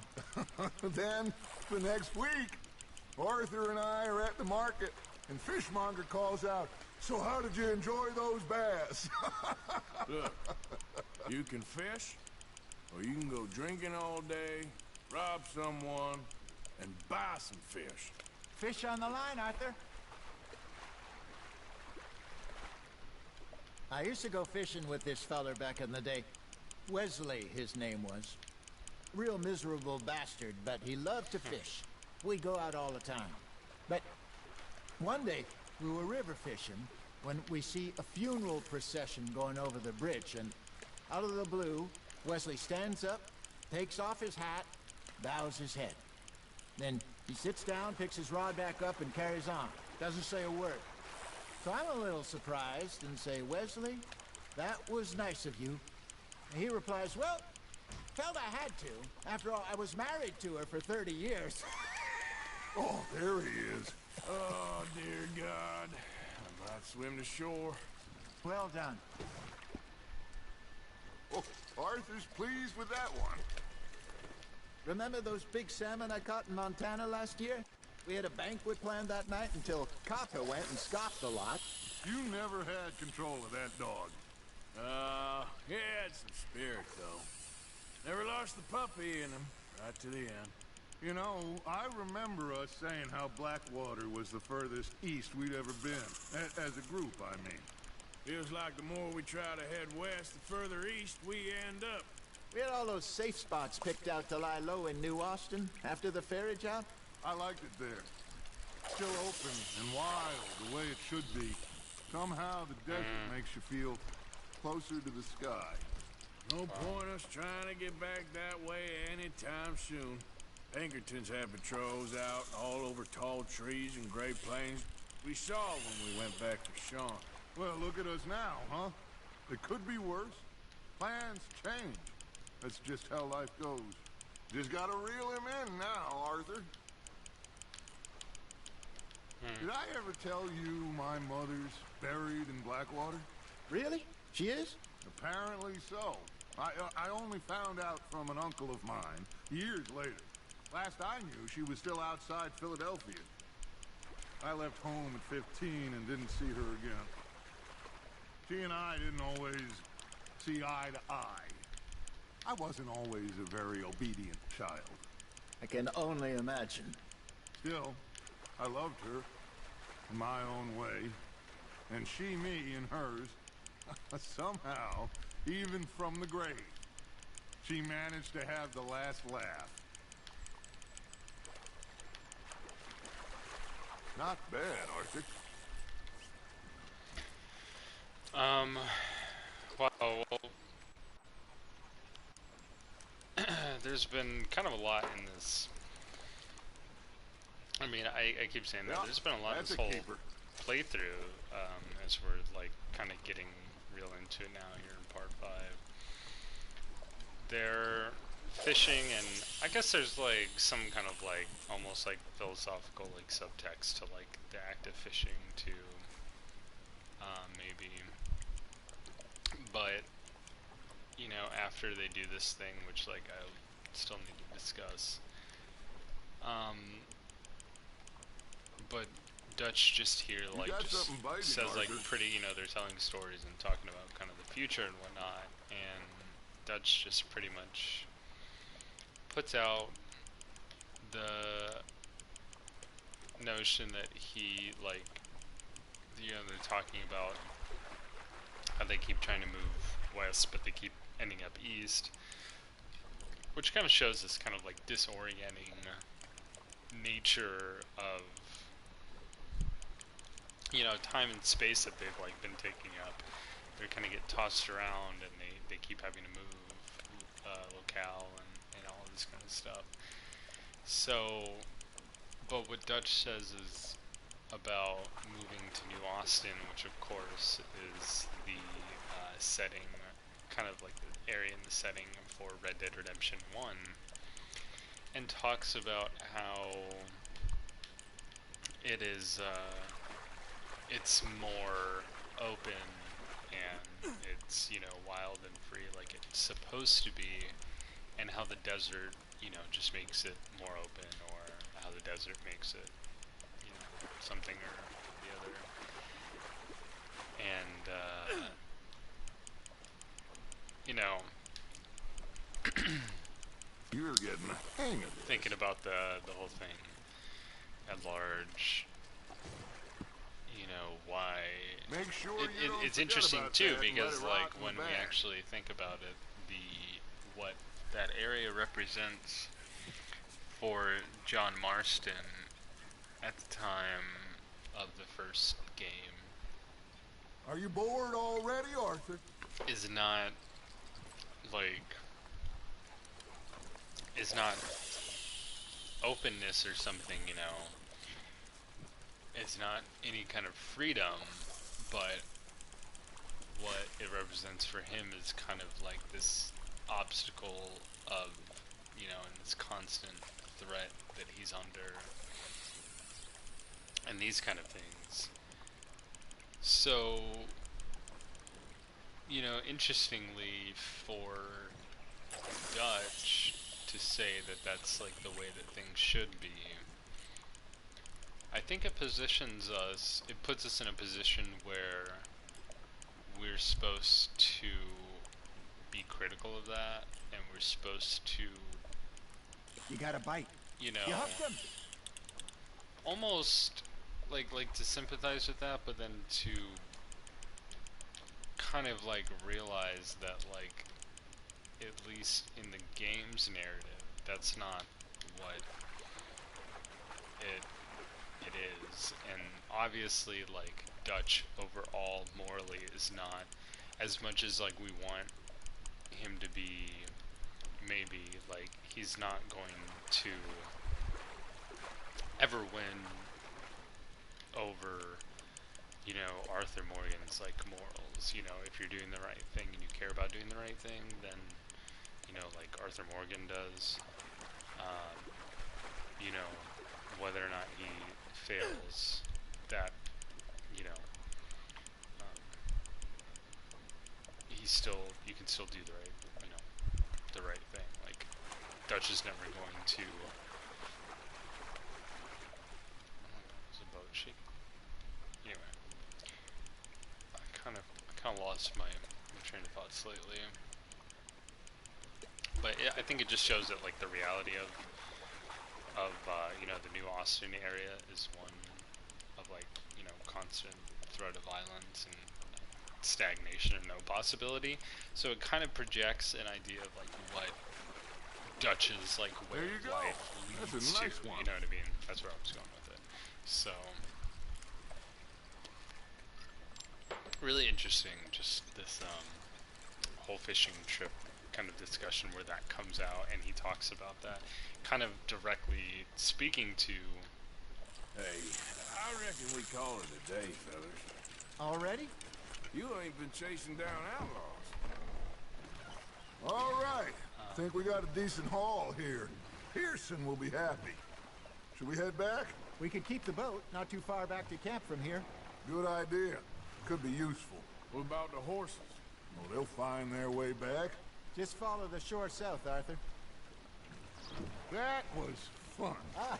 Thank you, boys. Now, Hosea. Yes? How about a song? Okay.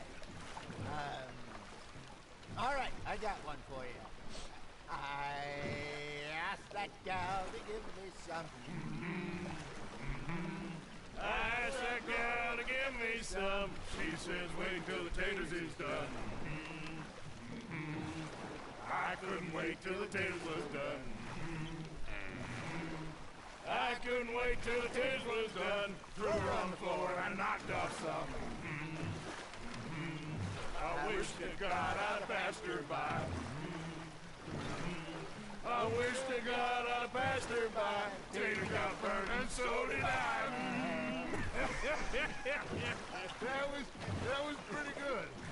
But you know, I kind of want to make sweet potatoes what song tonight. we should be singing? What? Well, look at us. 3 mariners. Ah, of course. Well, we 3 poor mariners, do we come from the seas? We spend our lives in jeopardy while others live at ease. Shall we go dance this round, around, around? Shall we go dance this round, around, around? And he that is a bully boy, come pledge me on this ground, round, round.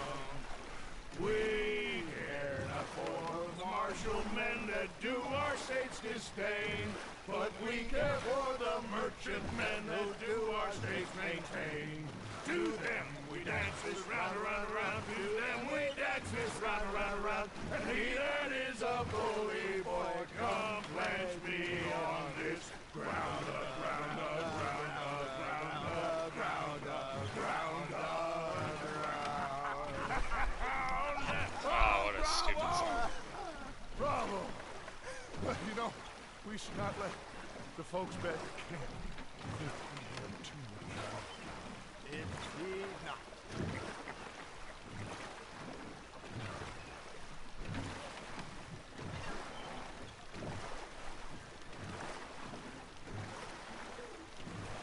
Like, really close to the shore.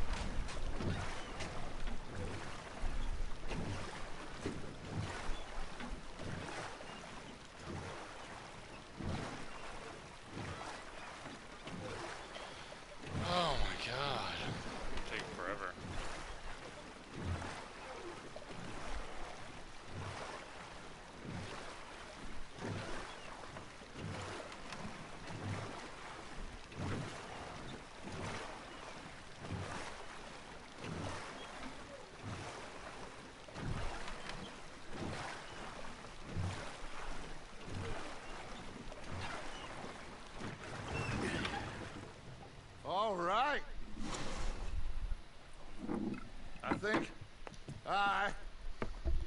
I mean, we are gonna be okay.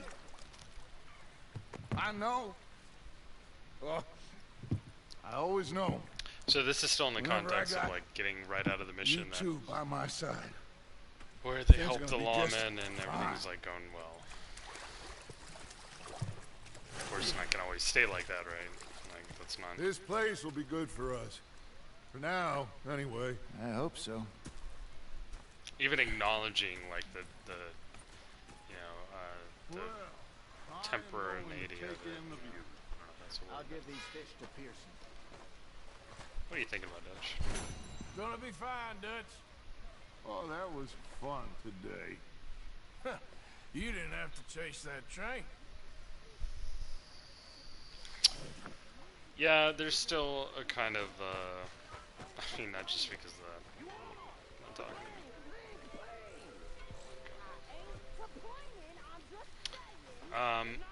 Arthur, how you been? I've been real worried. What do you want? Don't be like that. All right, just a few bucks. Okay, say no more.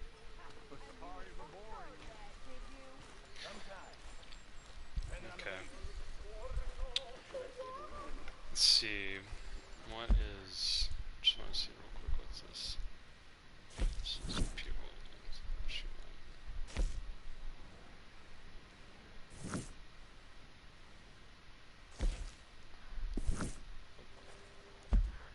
So where am I? Okay.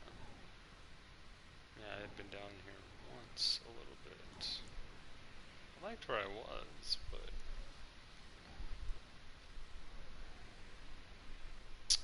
okay.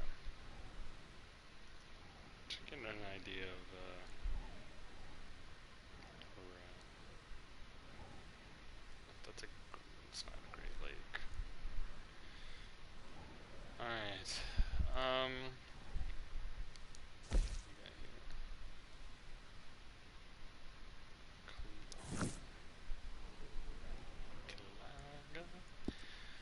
So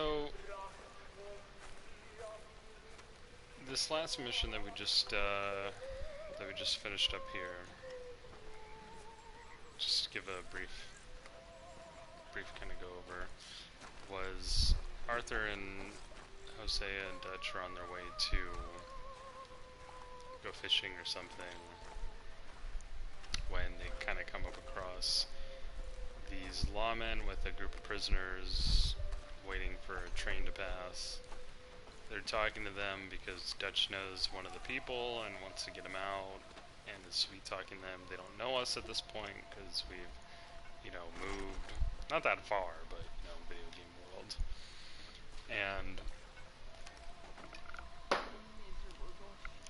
And during that, the rest of the prisoners escape, which then Dutch sends Arthur out to go get them to, you know, be kind of in good standing, kind of do a favor for these police guys. So he does, and this is kind of like interesting here, because so they're in a place where the lawmen don't know them. So Dutch gives them a fake name, so that they can they have this ability to move from kind of being wanted criminals and move from, like, you know, this constant threat of, you know, surveillance and of, you know, under kind of like threat of capture and things like that.